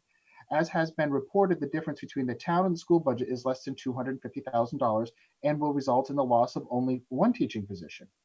Grafton in the past has supported its obligation to fund municipal services and school budgets. However, those in leadership must make decisions with all Grafton citizens in mind, and whether an override seems like a good idea a few months ago, things have changed. This is not the time to ask taxpayers to shoulder an additional tax burden, as many of our neighbors are out of work or uncertain of their economic future. Let us get through this crisis, and next year, when the future is less certain, we will have reasonable discussions on the needs of both municipal and school budgets and whether either should be requesting additional funding going forward. Next up, letter from Liz Spinney. Dear Select Board, after watching the Select Board's meeting of May 5th, 2020, not to mention the many board meetings prior to that, I felt compelled to write this letter, and then I ask you to read the correspondence at your next Select Board meeting. First of all, I was appalled by the reading of last week's letter clothed as correspondence, personally attacking your fellow board member, Mr. Prisby. Ed can tell you we're not exactly best friends. We've had more disagreements over the past several years than we have had friendly conversation. So this should not be brushed off as someone just defending a friend. Frankly, however, I was embarrassed for this town that the board actually allowed this letter to be read as if it were town business. The board has exercised discretion at other times and in choosing what public input is meeting appropriate, and this was a bad call. This was not a letter criticizing decisions or other actions of the Select Board, but a personal attack on one person by someone who apparently got into a heated disagreement with him on Facebook. How did this letter relate to town business? Did the board actually consider this to be important information for the town, or was it used as a chance to fire shots at a longtime adversary? Either way, I encourage the board to refocus its attention on the more serious issues facing us. Second, As chair of the 2020 Yes Grafton Committee, I was perplexed by the interrogation of Peter Carlson as a result of his participation in a volunteer committee outside of his role on the board. First, I'm at a loss to determine why this was even brought up in the first place. Everything a board member does in his or her private life is not board business, nor is it your place to question them about it. I'm sure Mr. Carlson is more than happy to talk about Yes Grafton's important mission of supporting the schools and fire department anytime. But the way he was questioned last week was a bit much. You use excerpts taken from the meeting to interrogate Mr. Carlson, asking him why he didn't speak about the alternative plans when that had absolutely no relevance, asking him to further explain certain numbers that other people presented during the meeting. When in history of our town has a sitting member ever been grilled like this about one of his volunteer groups? Why were you not instead offering your help, asking Mr. Carlson to share how voters can learn more, or perhaps thanking him for his efforts? Regardless, Mr. Carlson happily answered your questions. Our Yes Grafton informational meetings are public and have been widely promoted. We welcome anyone's participation, but not all of you have chosen to get involved, which is fine, but frankly, unless you want to join our committee to offer your help, I see no reason that we should share our presentations with the board as you requested. Our presentations will be made available to you along with the rest of the general public when they are ready, not before. If you want to see them sooner, however, we'd be happily consider an invitation to speak at a board meeting. In addition, since the board seems interested in learning more about Yes Grafton, I gladly share with you that it is a ballot initiative committee assembled to support the passage of an override on June 23rd. We believe that, even in, if not especially in, times such as this pandemic we are living through. Our schools and first responders are critical infrastructure that need more than we're able to provide under Proposition 2.5 to provide the services our town depends on. They are the rocks in which the foundation of our town is built, and without them, we will crumble. Our mission is to provide as much information as we can to voters to help them make their decision at the polls. And of course, our hope is that they will vote yes, as we believe this funding is critical to keeping our town afloat. To further the mission of providing information to voters, we have compiled a great knowledge base through our membership and participants. At the March 5th, 2020 TRICOM committee meeting, when you put the override to the ballot, I encourage you all to work together to get it passed. You mentioned many weeks ago having an outreach meeting, but that hasn't happened. So it's up to us to do it for you, even if you are not able to help inform voters about the override. However, you could at least be reminding voters about the new voting procedures, including the lifted restrictions on absentee ballots and how they can easily download a request form online. I was surprised to see you gloss over this at the last meeting when you had previously been provided specific information and a plan for execution by the town clerk. Why just leave it to private citizens why just leave it to private citizens, as I have seen in many cases, to spread the word? In short, I'm asking you to step up, set aside the political games during this period of uncertainty, and act like the leaders you, as members of the Grafton Select Board, ought to be. Thank you very much, Elizabeth Spinney. Okay, next up, a letter here from Michael McCann. This is in regards to warrant Article 39, Citizens Petition Road Acceptance. To see if the town will vote to accept the road known as High Point Drive and associated easements recorded in the Worcester County Registry of Deeds and Plan Book 850 Plan 64, or take any other action relative thereto. Is there a way to know who submitted the citizens petition? Does it need to be a Grafton resident? Is this the normal way a roadway in development is conveyed to the town? As a resident of 96 High Point Drive, watching the YouTube Select Board meeting is the first I've heard of this. It was my understanding that there were conditions to be met before the town would accept the road. Have those conditions met? Have those conditions been met? And as concerned residents, are there a way that I can see where those road conditions were in their current status of completion? Recent work on that drainage looks like it's already eroding. Thank you, Michael McCann. Next up, I've got a letter here from Mr. Jeremy Graves. The following is an open letter to the town and the select board to be read as correspondence. We should be angry about the town's budget situation, but let's direct that anger where it belongs. The greatest failures lie with our town's leadership, past and present. Here comes an override vote with the town needing more money for basic services. At the same time, we are all figuring out how to live with less. The timing of this need could not be worse, but that does not take away the need. The root of our problems are slowly rising tax revenues, rapidly rising costs, inflation for things like healthcare, not just buying more stuff, and a recalculation of the state aid formula that wickedly shortchanged communities like Grafton. The schools are not the problem by any measure. Grafton has managed to establish a high-quality school system at a remarkably low cost per student, generally among the lowest in the state. This performance had made Grafton a highly desirable town to live, and it has attracted students from other communities who choose to be educated in Grafton, and for which Grafton is compensated. Furthermore, the community supporting our various schools are part of the foundation of our town community itself. What the school district has achieved over the last 10 plus years is remarkable, and any suggestion that careless spending by the schools is the root of the current issue is difficult to take seriously. If you have owned a home or put any children through the Grafton Public Schools in the last 15 years, you've directly benefited from the skill and dedication of the schools, and you got that at a steep discount. Property values are higher in Grafton because of our schools. Costs have been among the lowest in the state on a per pupil basis. Now that discount is fading. This override is needed to replace funds that have been taken away by the state and by inflation. Rejecting this override means enduring deep damaging cuts that will degrade our schools, threaten local services, and will harm the entire community. Once the cuts start to hit the schools, school choice students will look elsewhere and they will take their funds with them. Any surpluses that have already been trimmed from the system, if we are forced the schools to make significant cuts, those cuts will come directly out of the classrooms. The issue is not limited to schools either. All town departments are under pressure from the same issues listed above. This is a town issue, and we did see most of this coming.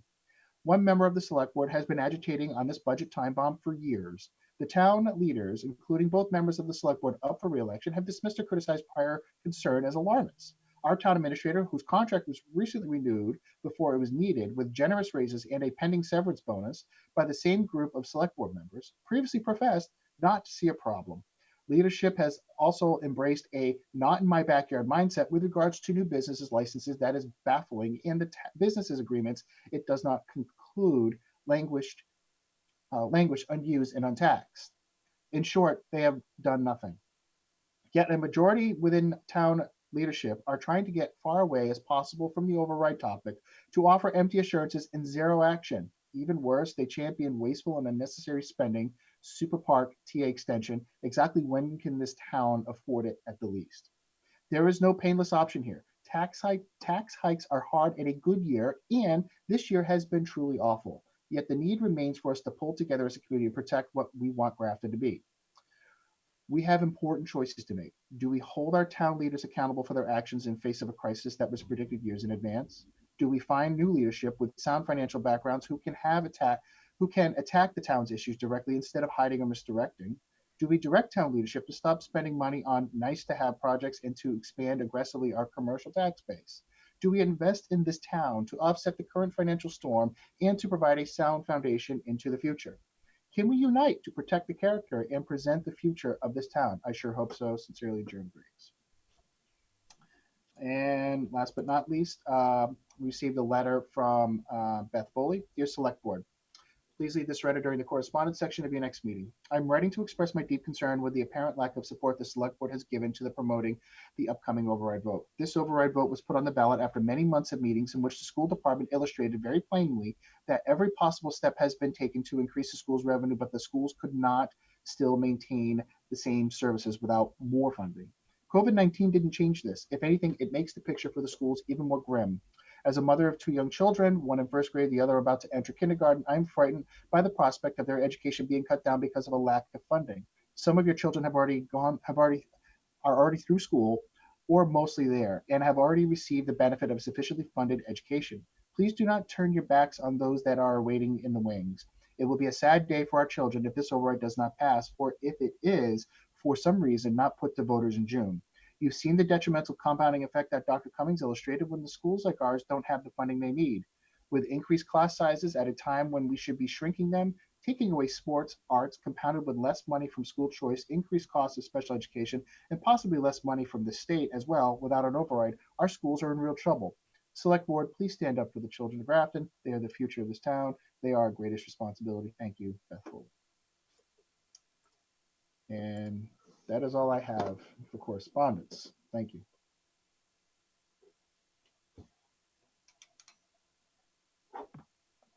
Nice job, Pete. Thank you. Budget. Becca, can you first answer the Colleen Roy's question? I think there was a question in there. Can you just answer that question real quick for the record? Yeah, I can clarify a little bit. So Colleen does mention that chart for the capital plan in FY21 does not show the amount that we're expecting from the grant. The capital memo that was sent out in January does reference that grant. So we were always considering that grant when we were, taking into account the dollars we would have available in FY21. So I appreciate her pointing it out and connecting it to the memo. I just want to make it clear that we were thinking about that grant when we developed the FY21 capital budget, and it is referenced in the memo. And it will be considered when we go to fund the FY21 capital plan. Thank you. You want to continue on with the budget presentation? Yes, so I'm going to share my screen real quick.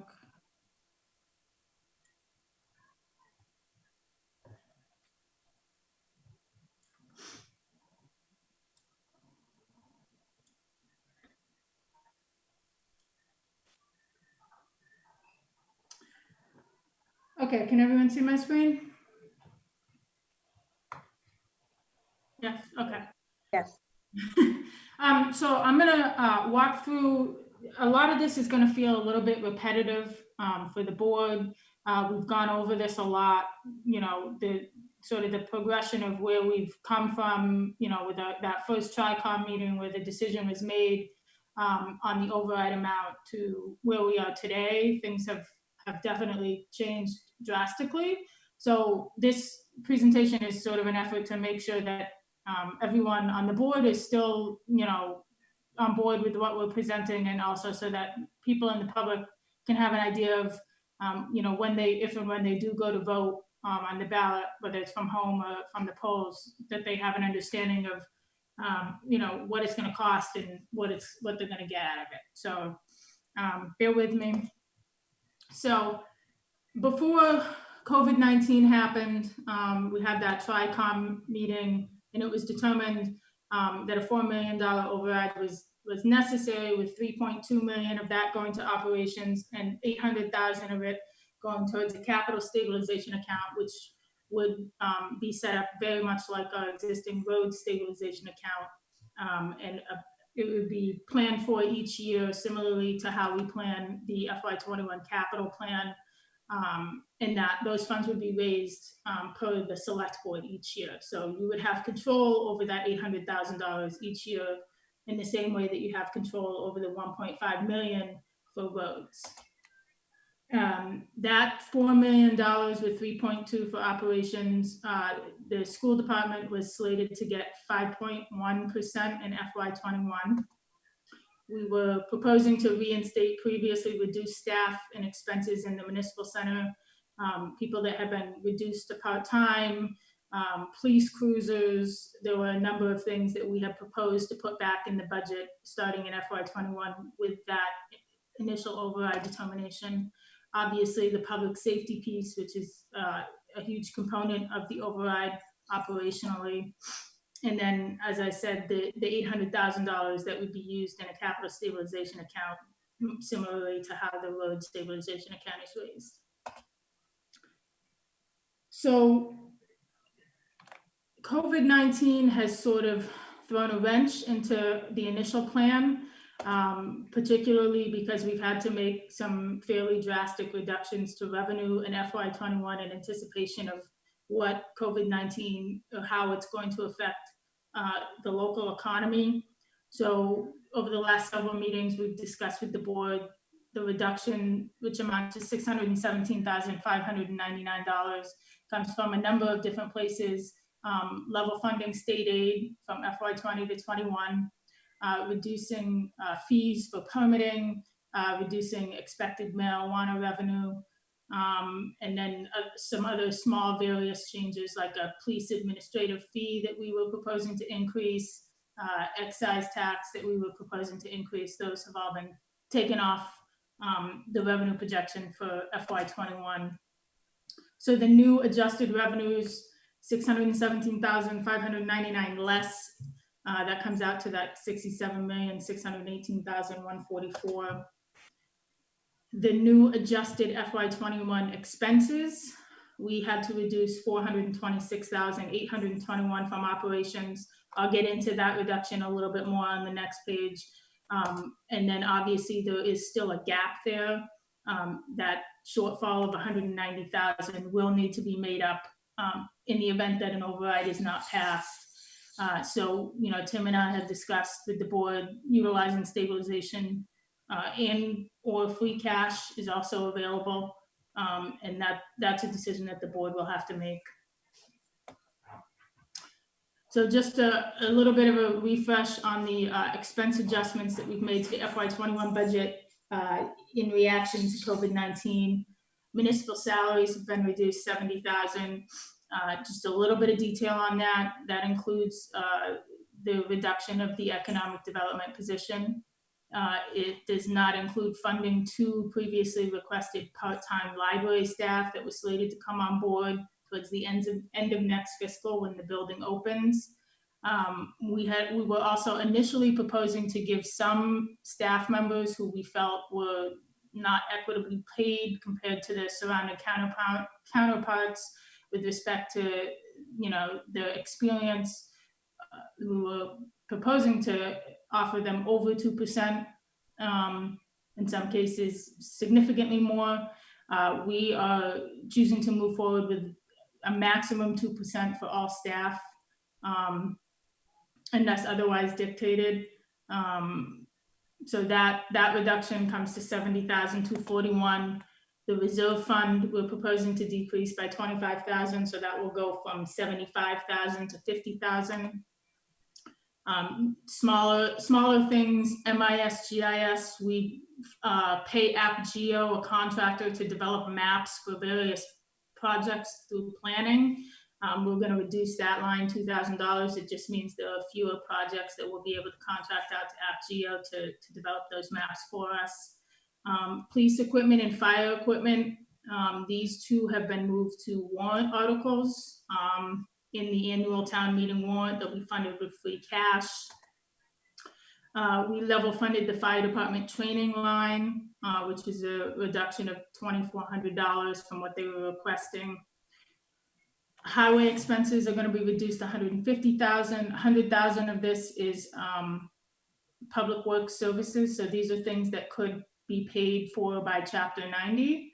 So that's what we'll propose to do in 21. It doesn't necessarily mean that less is going to get done. It's just the process by which it gets done is a little bit more tedious. The Chapter 90 applications have to come before the board. We have to get affirmation from the state, and then we can move forward. So, we're still going to do those things. It's just going to take a little bit longer, and it's also going to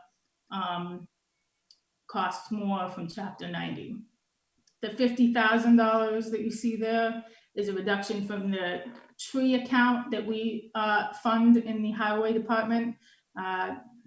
Last year we talked at length about the number of dead and dying trees we have around town. It's still an ongoing problem. Paul Canoia has assured us that with the existing funds in the article that were created last year, that he'll be able to get through 21 with those funds.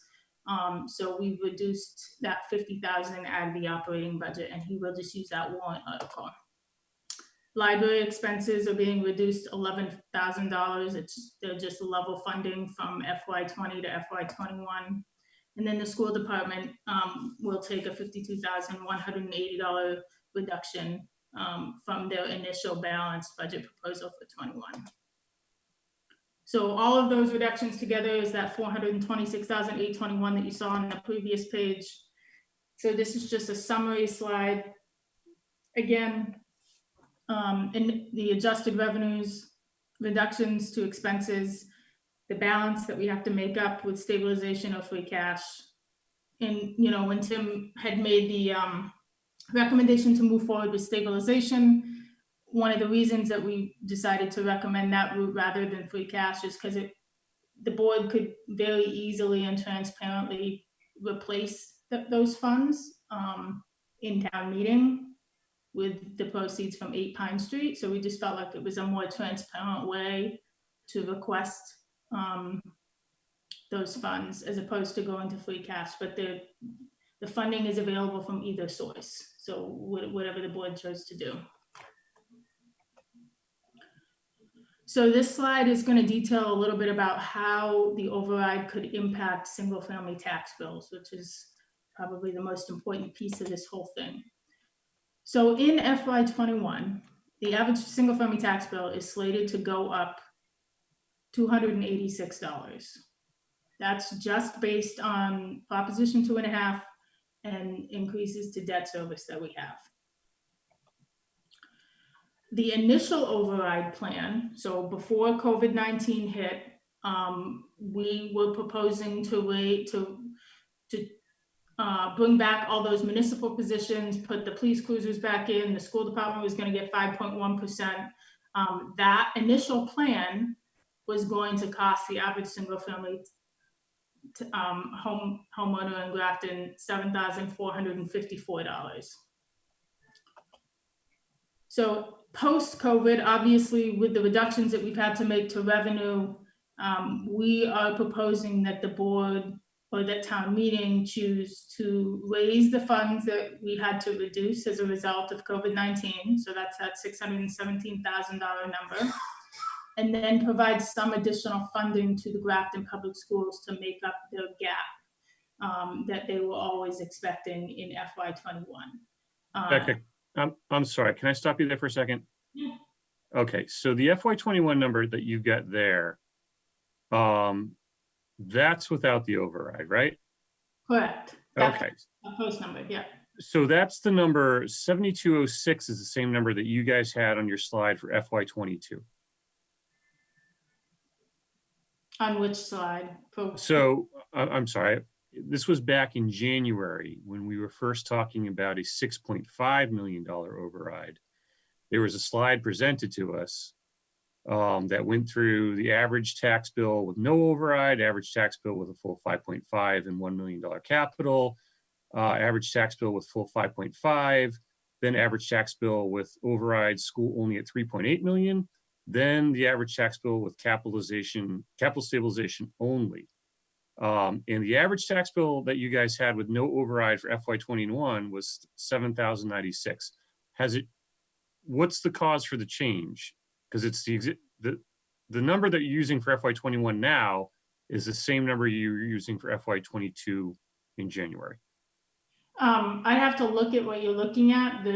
I'm not sure what we used as a percentage for the increase to the average single family home or the increase to the overall assessed value of the town. Those two could impact, and I'm not sure what. I'm happy to look at it.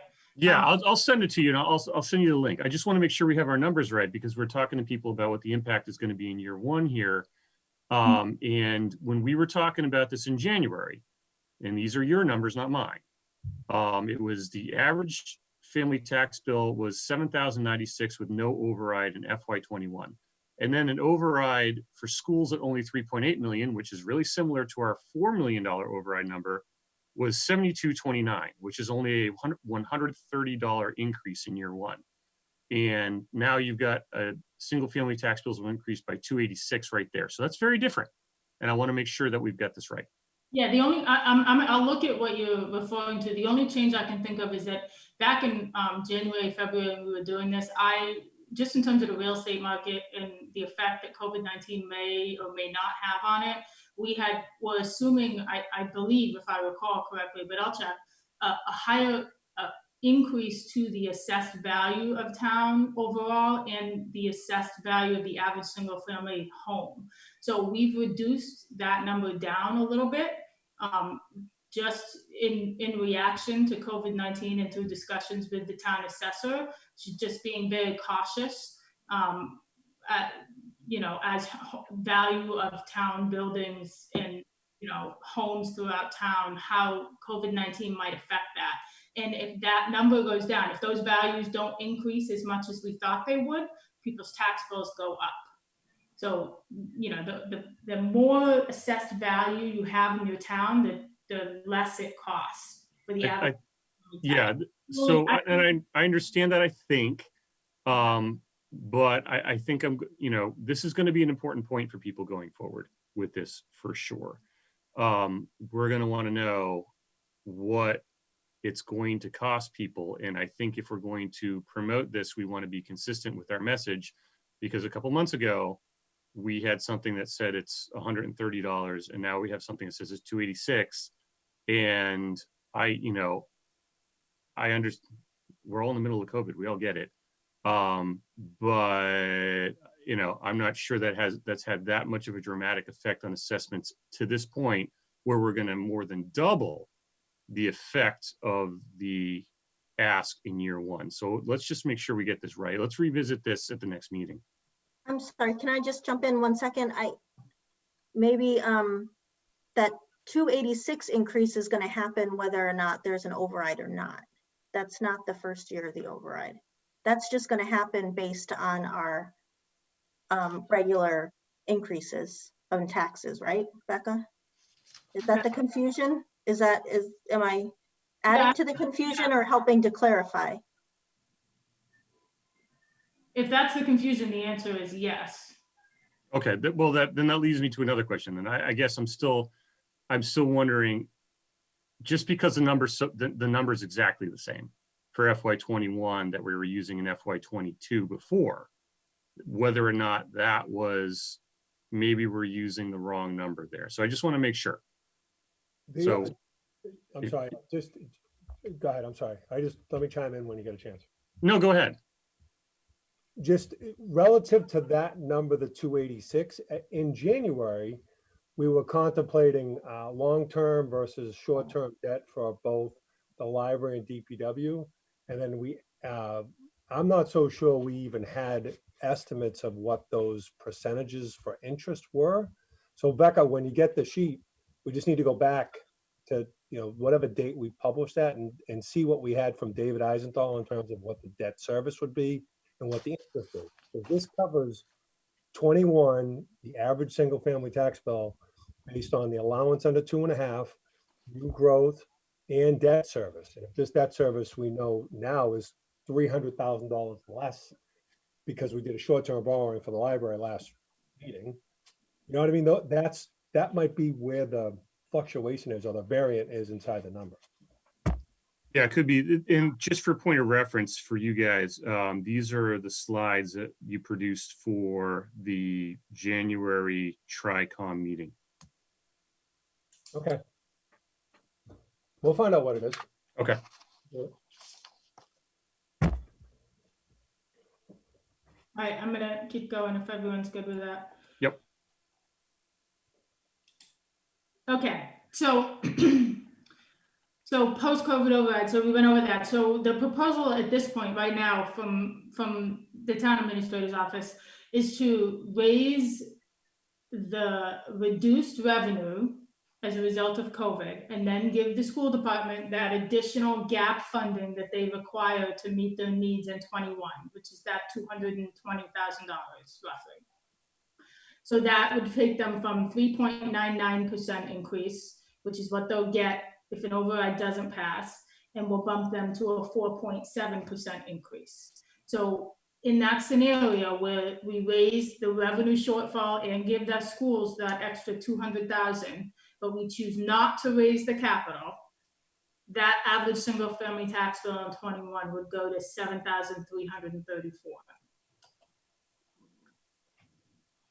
If the town chose to raise the $800,000 in capital in FY21, that bumps that number to $7,457. So just the increase in 21, if you choose not to do the capital and you just go for raising the reduced revenue and giving the schools that additional funding, it'll be a $414 increase. That does include the existing increase of 286. That number is gonna go up no matter what. And then if you chose to raise the capital, the number would go to 537. Hold on one second. Let me just digest this for a second. Yeah. Can you just give us the deltas then, based on those two scenarios, Becca? So we see the 286 going up regardless. So what's the delta without adding capital for FY21? And what's the delta if we decided to add capital for FY21? So, let me see if I can answer that. I'm not sure, but so the delta between the 414 and the 286 is $128. So that in effect is the cost of the operational portion of the override, $128 a year for the average single family. If you chose to go with the capital and the operational piece, that portion is $251. So it essentially doubles because the amount that we're proposing to raise for operations in 21 is about $800,000, and the amount that we're raised for capital is $800,000.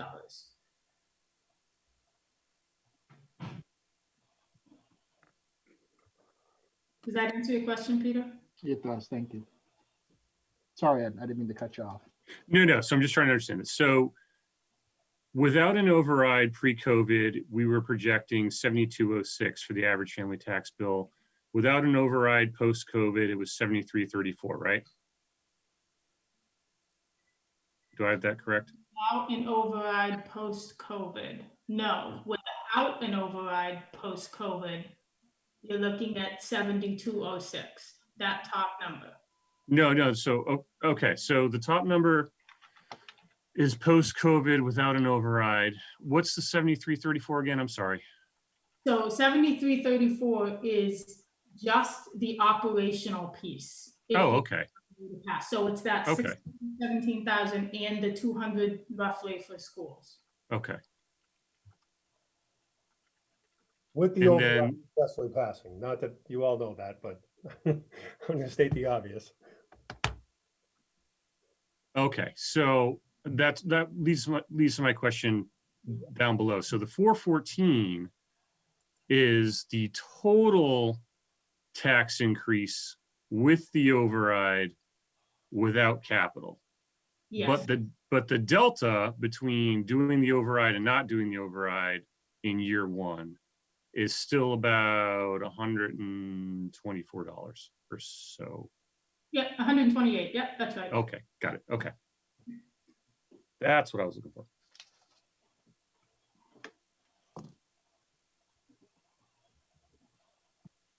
So Becca, the next slide takes us through what we've done for estimating through 2026 in the impact, I'm assuming with an override for tax bills through 26, or does it not? Yes, so these are the projections for the override were it to pass. And in this scenario has the proposed raised amount for 21, which is that, again, that revenue delta of 600,000 plus the additional 220 for schools. In this particular slide, it does not have the town raising the 800,000 in capital in 21. So if the town chose to do that, again, it would cost about $125 for the average single family home to raise that $800,000 for capital. It would be nice. I mean, I know this isn't the time and the place, but I think going forward to be able to confidently tell people what they're getting for the $800,000, because I think right now that would, if we were to not raise and appropriate certain money, that might be it. But as we just said, we were talking about something else. Not investing in capital costs more money down the road. So what are we losing by not making that investment? I guess that's what I want. I want people to keep their eye on going forward when we talk about the capital piece. So sorry, I didn't mean to interrupt. To allocate the 800, we have the next slide deals with that.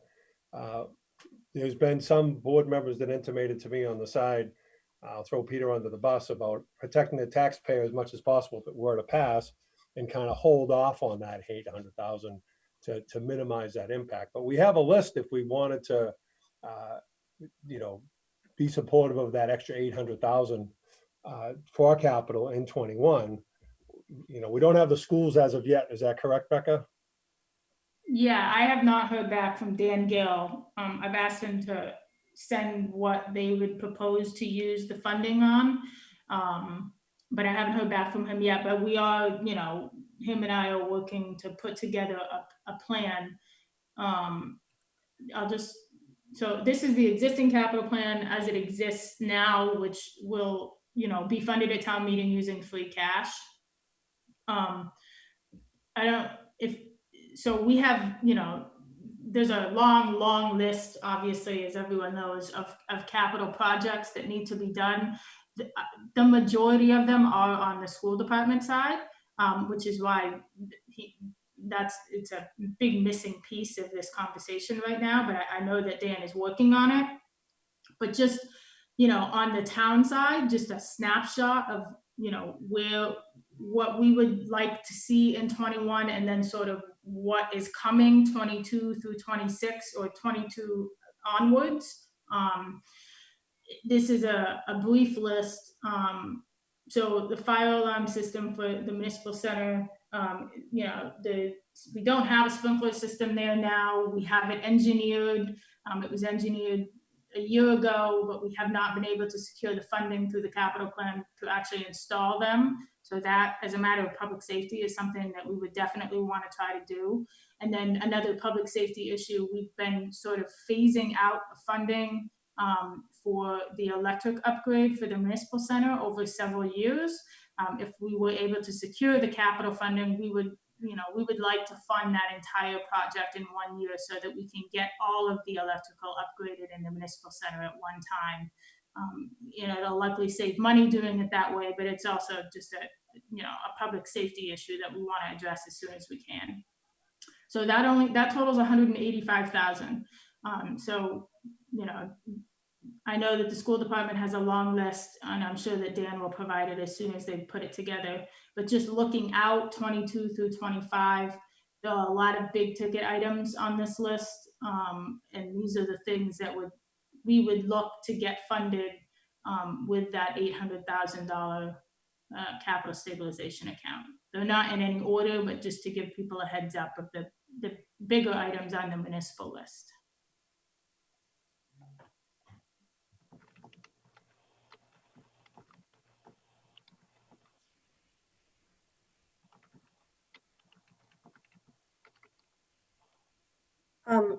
Becca, we do have a question about the numbers. Can we go back to the numbers for a second? This one or the previous? I believe it's that one. Without the equations, I think they're having trouble following it a little bit. So 286 plus equals without override, 286 plus what with an override. I think if we can just go over those things one more time and maybe see if we can clarify. Let's see. Yeah, okay. I can try to walk through this a little bit. So this first bullet, the first line is going to happen whether or not an override passes or not. The override has no bearing on the single family tax bills increasing $286 next year. That's a result of existing debt service projects that the town has already voted on and Proposition 2.5. So just put that aside for now. The initial override plan, which again was decided on back in February, was going to cost $7,454. We are not proposing to move forward with that plan anymore as a result of the reductions that have been made to the revenues and what we've had to do to the budget in reaction to those reductions. So now where we are today, the proposal will be to raise about $800,000 from the override for operations. That would bring the average single family tax bill to $7,334, this number right here. So that is about $128 over what tax bills are already going to go up. So just for that operational piece, it's going to cost $128 a year for the average single family home. If we were to go a step further and raise the $800,000 for capital, the average single-family tax bill will go up about another $120. So you're looking at a total increase of $537. About 125 of that is towards the operations, and about 125 of that is towards the capital piece. So together, operations and capital in FY21 will cost $250 to the average single-family home for the year. I don't know if I made that easier or more difficult, but. No, I think that was helpful. So if in fiscal year 21, with if the capital is included, the average tax bill will be an additional $251 above what it will be. Yes. You know, just, and without the capital, it will be $128 more than it would be without it. And then your next chart shows the years going out. And so my quick question on that, in fiscal year 22, does that include capital in 22 through 26? Yeah, so this line right here that says capital override, you can see there's no 800 in the 21 column, and the 800 starts up in 22. Okay. That does come back into play in FY22 and is factored into that 7782 number. Okay, and so the increase over previous, so it's an increase over previous year. So in fiscal year 21, your tax with the override, the taxes will go up, and the override and the regular yes increase will go up 414. In fiscal year 22, your taxes will go up an additional 448, and so on. Yes. Okay, so thank you. Again, with the screen sharing, I can't quite see questions, so if somebody has one. Well, Madam Chair, I want to just caution us a couple of things. We're deep in the weeds, which is awesome, but average is average. The people who are watching or listening, in 2 years, the override passes, the tax bill is in 7334.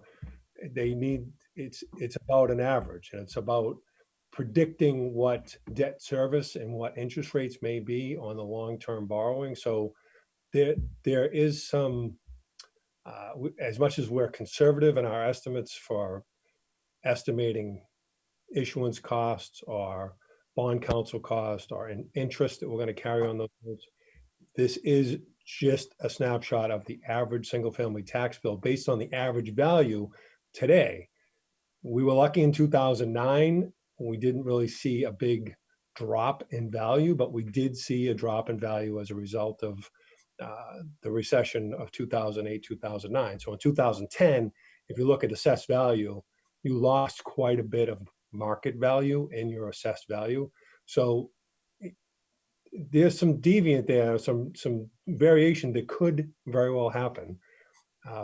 But we're taking our best guess. I just want to talk in generality in terms of we're trying to tell people the best case that we can estimate this cost to be based on, the 10 years of history we have and projecting that forward. But values all play into this, and the amount of money that the town ultimately votes to raise at town meeting. So a lot of and new growth, because if we don't have the new growth, we don't have that cushion, if you will, above and beyond the 2.5%. So there's a couple variants there that we just need to keep in mind. And I just want to caution people, don't come back in 2022 if it passes and say, my house is average at 336 and I'm paying 8,000 versus 7782. Again, those things do change every year based on market conditions. So and interest. So there's three pieces there: town meeting vote for what the levy limit is, the value, and new growth that determine what the tax rate is, which determines what is applied against the value, which yields a tax bill. So those three factors are fluid. We're close looking back from 2014 when we did this override. You can look at what was left in excess capacity and look at the average single family tax bill versus what we said in 14. we're pretty close on average, but it's not exact. So I say So, that. so Tim, I just want to underscore your point. I think, so what you're saying is, if overall values decrease as a result of this recession, you're not going to see your tax bill decrease. You're just going to be, as a homeowner, sort of forced to come up with the delta. Is that what you're saying? Yeah, we all are gonna pay more. And if there's Right. more foreclosures or there's more people that seek relief under the overlay and abatement, we're all gonna pick up that share, if you will. So if that Right. assessed value doesn't grow at 2% like it says on the thing, it grows at 1%, that's gonna be an impact to the rate, which is gonna impact the value, which is gonna impact the tax bill. And I just think, having been through this, and we have the benefit of experience now, just 10 years ago, having been through this, the communities in Massachusetts that survived and didn't start circling the drain were the ones, I think, that maintained their investment. You go out and talk to North Adams and how they were doing in 2005, and their values had skyrocketed. And after 2008, when the bottom fell through the floor, they were nowhere. Yeah, it could very well be that this number that we're giving people is slightly higher, and we don't want them to get sticker shock. And I think it's important to say that. But by the same token, when you start divesting in the things that drive up value, such as schools and infrastructure, then you're going to see that value drop further. So there's a balancing act for sure that people want to consider when they go and they cast their vote for us one way or the other.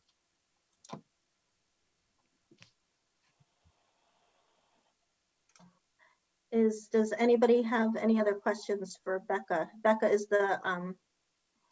do you have more to add, or is that the end of the presentation? No, that's all I have tonight. Becca, can you just add, in terms of numbers, we talked a lot about percentages of growth, but the school gave us a number for what their request was.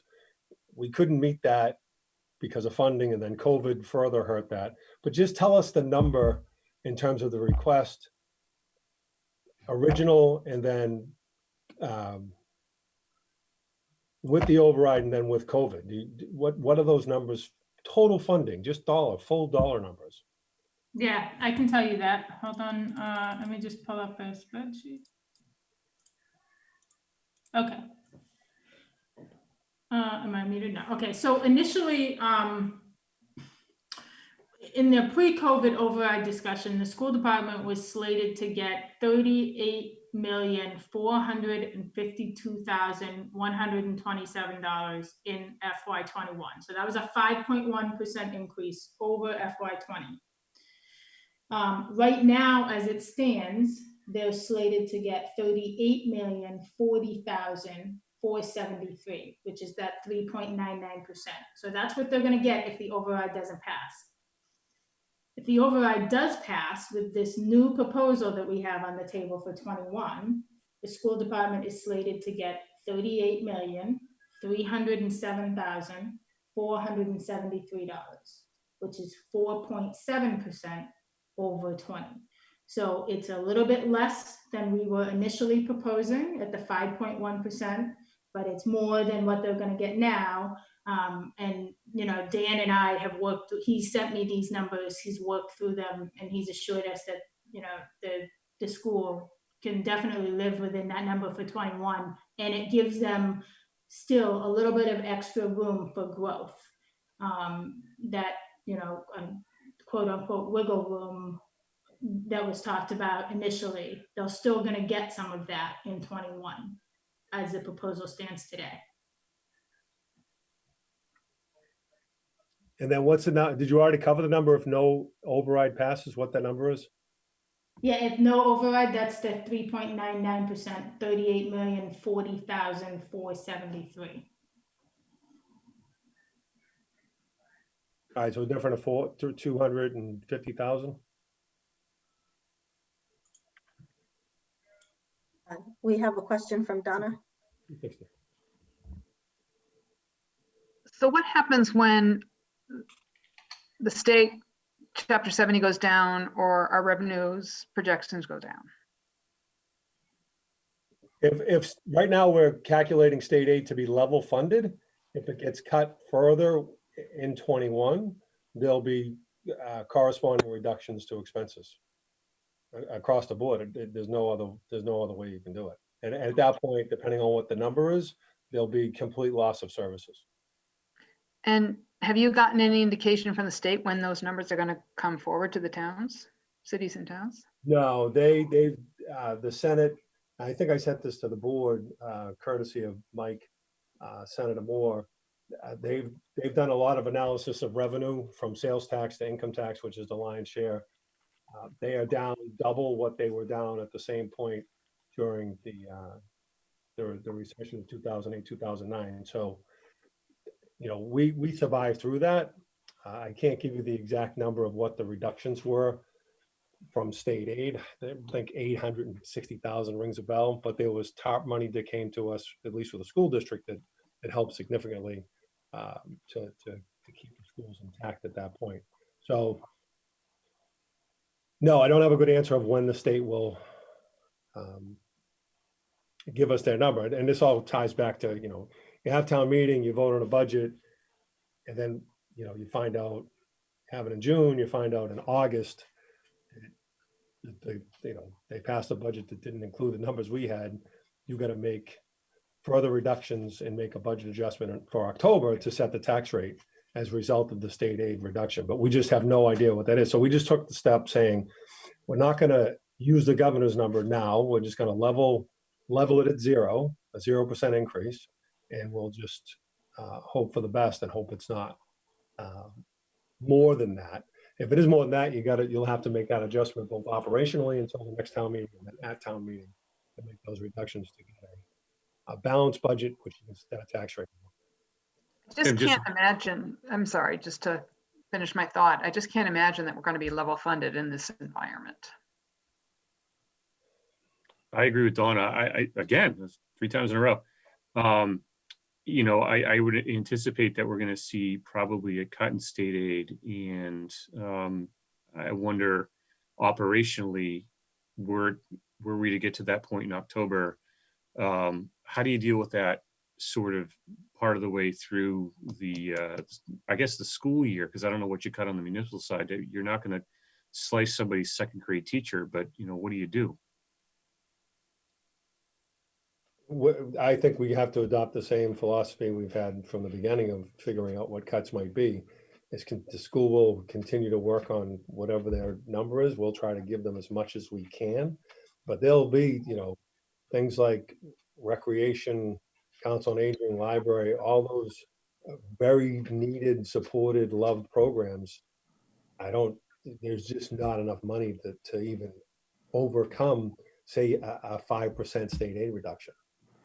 And just to answer a question that I just saw popped up on my screen about why then we would even be considering override is because these programs are necessary.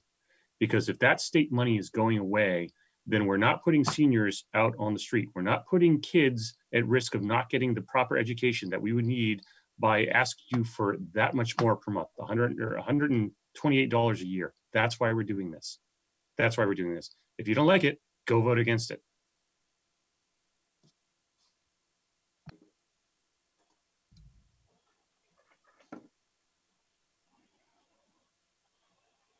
Are there any other questions on the budget presentation that Becca gave?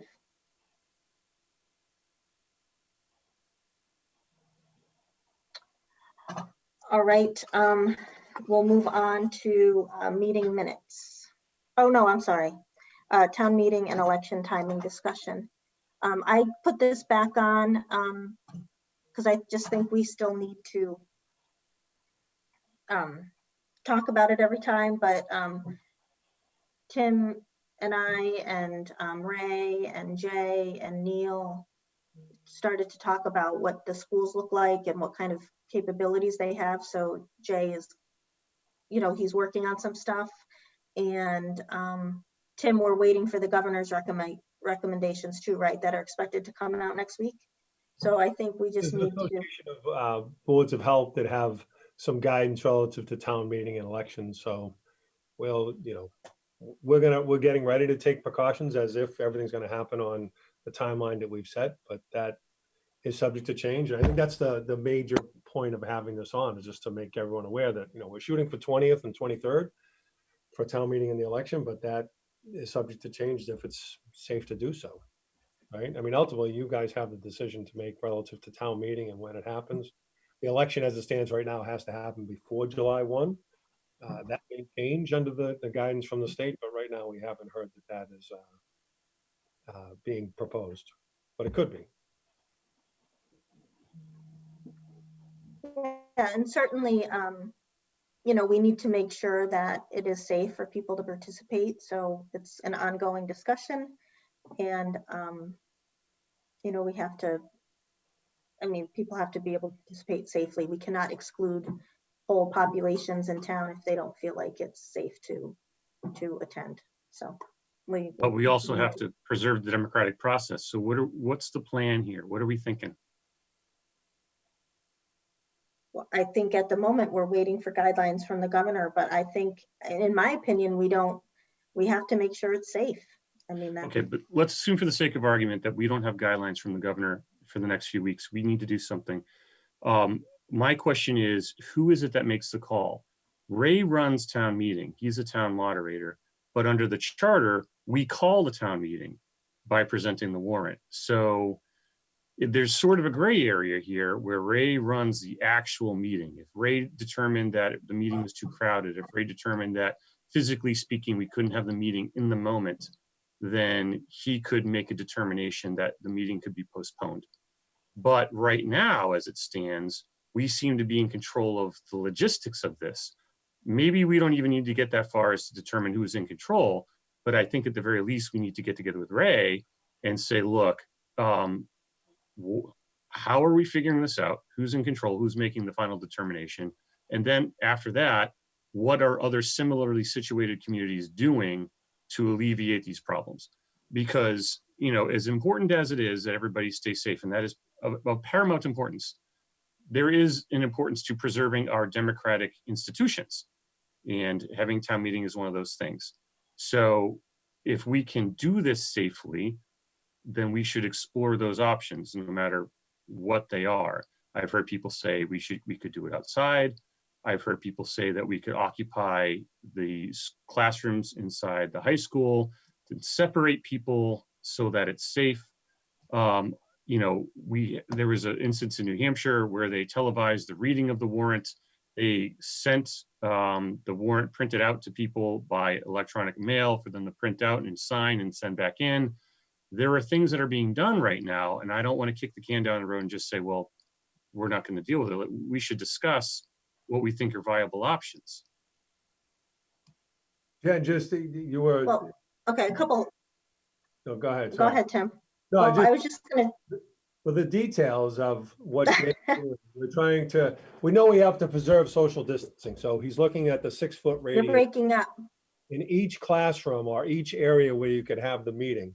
From a technological standpoint, the school district doesn't think that you can do it where you can broadcast and have moderators in separate rooms to be able to count voters effectively. So that's really not a technological thing that we can undertake. Again, Jay was asked to look at the space, the auditorium, the cafeteria, and the gym, and kind of figure out, hey, if we had to keep people 6 feet apart in these 3 areas, how many people could we have? And we don't have that number yet. We'll have that number Wednesday or Thursday, and then we can make some decisions about how many people do we normally get at town meeting, with the backdrop of we have an open town meeting, so every registered voter is entitled to come. We have to find a way to accommodate anybody who's a registered voter to attend. So Ray was thinking, in his best guess, was 2,000 people that we would need to prepare for. I don't know what the space, they're going to do that space needs analysis to see if you can accommodate 2,000 people that are 6 feet apart in those 3 spaces. The classrooms were not feasible from a technological standpoint to broadcast from the room where the main meeting would be held into those classrooms. When was the last time we had a town meeting with 2,000 people? Back when we did the high school. Yeah, high school. There was, I think, 2,600.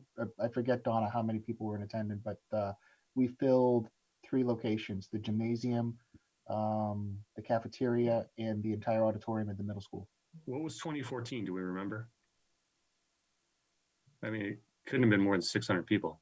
No, everything was in the new high school in 2014. We didn't have Right. overflow.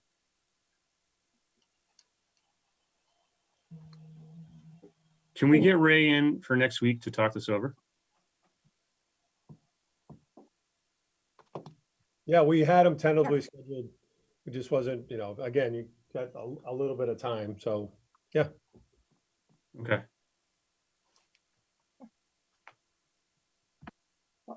And it is important, remember, it's not just people's safety. You talk about the democratic process. It's important that everybody has an equal opportunity to participate. And so that should be we should make sure everybody has an equal opportunity to participate. I wholeheartedly agree. It's just that at some point we have to have this. And right now, as I understand it, state law mandates that we do it by July 1st, unless I'm wrong. The election must happen before June 30th, but town Okay. meeting does not. have Okay. to before. So we could do it indefinitely then by 30-month increments, but understanding what we know about COVID, is July better? Is August better? At some point, we have to have this discussion about we can't possibly provide the maximum degree of safety for everybody in the world. We can't. We have to do the absolute best that we can with what we have. And there are other communities who are also doing this. And I just don't want us to pretend like we're the only ones and we're just going to kick the can down the road until COVID goes away, because we can't do that either. And we're not going all the way to October with this. So we need to do something. If it's not June, then July, then August, but something needs to happen. And I'd rather start now with looking around, figuring out what other communities are doing, if not even here in Massachusetts and other places around the country. We're not the only ones. And people are doing this. And people have already had their town meetings around the country. So this can be done. Let's gather some ideas and think critically about this.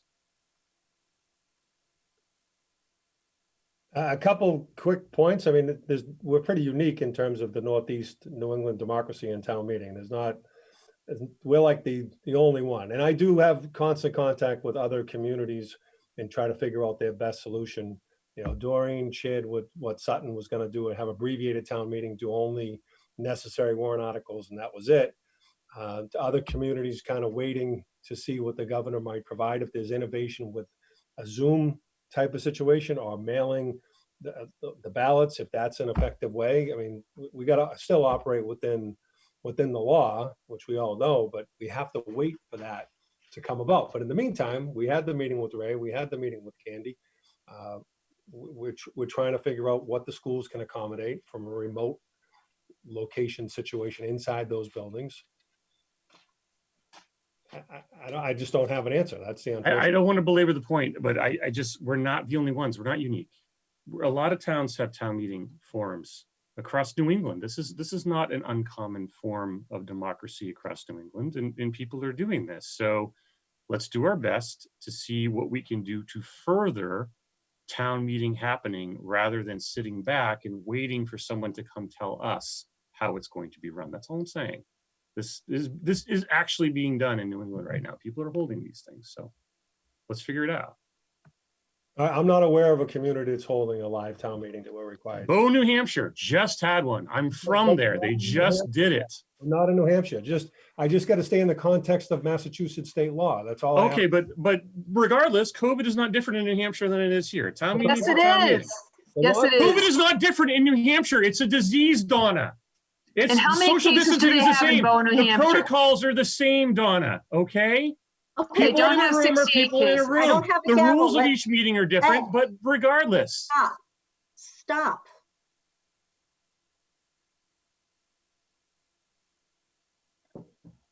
Doreen.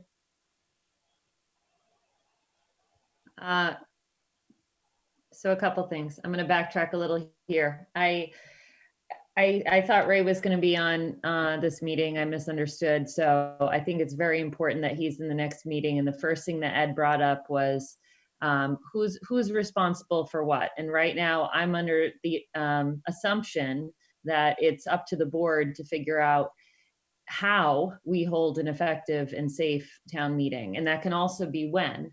and having these discussions. We don't know how COVID is going to go. Does it make sense to, do something like Sutton's doing, where we just pass the first, couple of budget articles and then we move everything else to October? Is that our best plan, just to have a smaller amount of people coming to town meeting? We have to start having these tough conversations, but I think it is the board's decision of how we hold an effective safe town meeting. And it's whether we do it in June or September or October, I think we all need to kind of come back with some creative ideas of how we're going to make this work. And talking to other communities is not a bad idea. I will say though, Madam Chair, through you, directed to Ed, that, every community has a different culture. For example, 30 people show up at Sutton's town meetings just because that's how it is. We have a very passionate community, and we have a lot of important questions on our warrant this year. So that's also something to consider. We can't just assume what works for one town works for Grafton. I think these are going to be some difficult decisions and discussions to have, in my personal opinion. And I think we're all in agreement that public safety is the biggest concern for people, and making sure that people feel comfortable coming out to vote.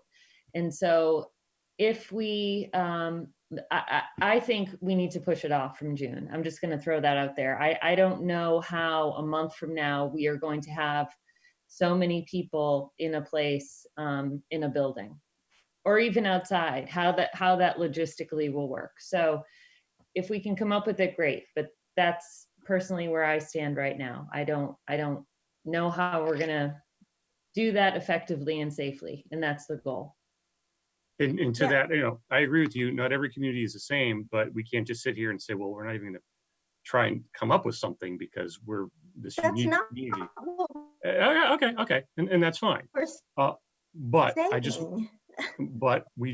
I want to start now. Even if we were to do this in July, we need to start now to have the conversation, because we only meet a couple times and we spend half the meeting talking about other things, and this is, really important. So if we're going to be doing research and figuring this out and considering the logistics of how this could possibly be done, I'm telling you, I don't think the situation is going to be that much different in June than it's going to be in July. I'm not sure 30 days is going to change things as far as a public health perspective. We're going to be dealing with this to one degree or another for the next year of our lives. So I think the conversation needs to start now, but how we do have it, rather than wait for the state to say, okay, this is how this is going to be done. That's all I'm saying.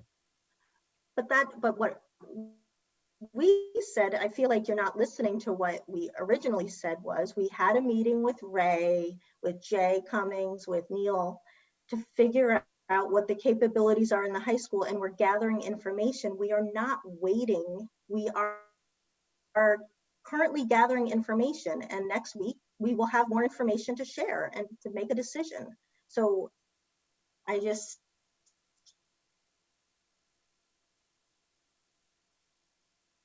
you're not listening. So we will talk about it again next week, and we will have more information. So unless there's anything else, I'm going to move on.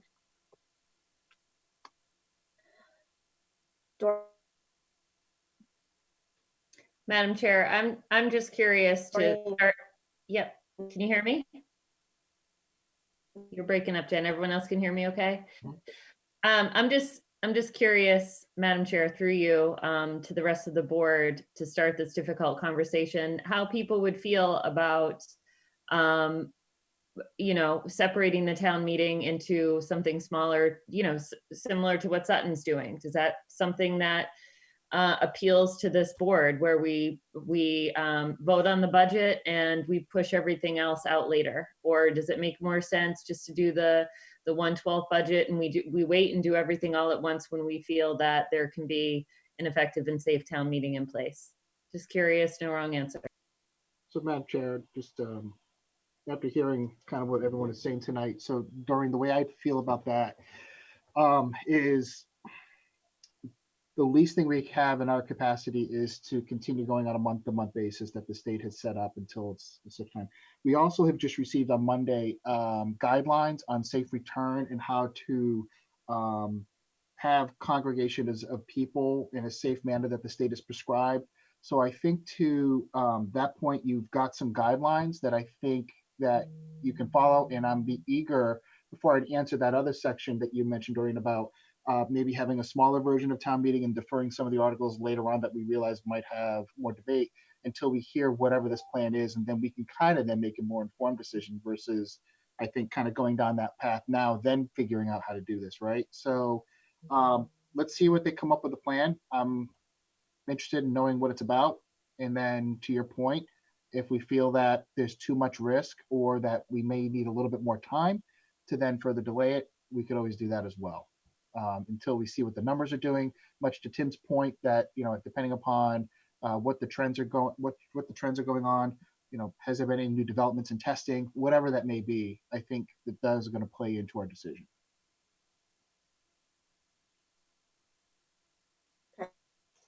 It'll be on the agenda again next week as well. Meeting Madam Chair, minutes. Yes. I move the board vote to accept the meeting minutes of April 6, 2020 as presented. Second. I have a motion and a second. Any discussion? Hearing none, all in favor by roll call? Carlson, aye. Stock eye. Thomas, aye. Motion is carried. Meeting minutes.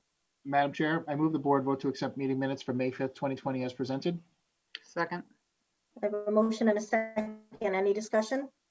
Hearing none, all in favor by roll Carlson, aye. call? Frisbee, aye. Stock eye. Thomas, aye. Motion is carried. Do I have a motion to adjourn? Madam Chair, motion to adjourn. Second. I have a motion and a second by roll call. Carlson, aye. Frisbee, aye. Aye. Stock eye. Thomas, aye. Thank you so much. Good night.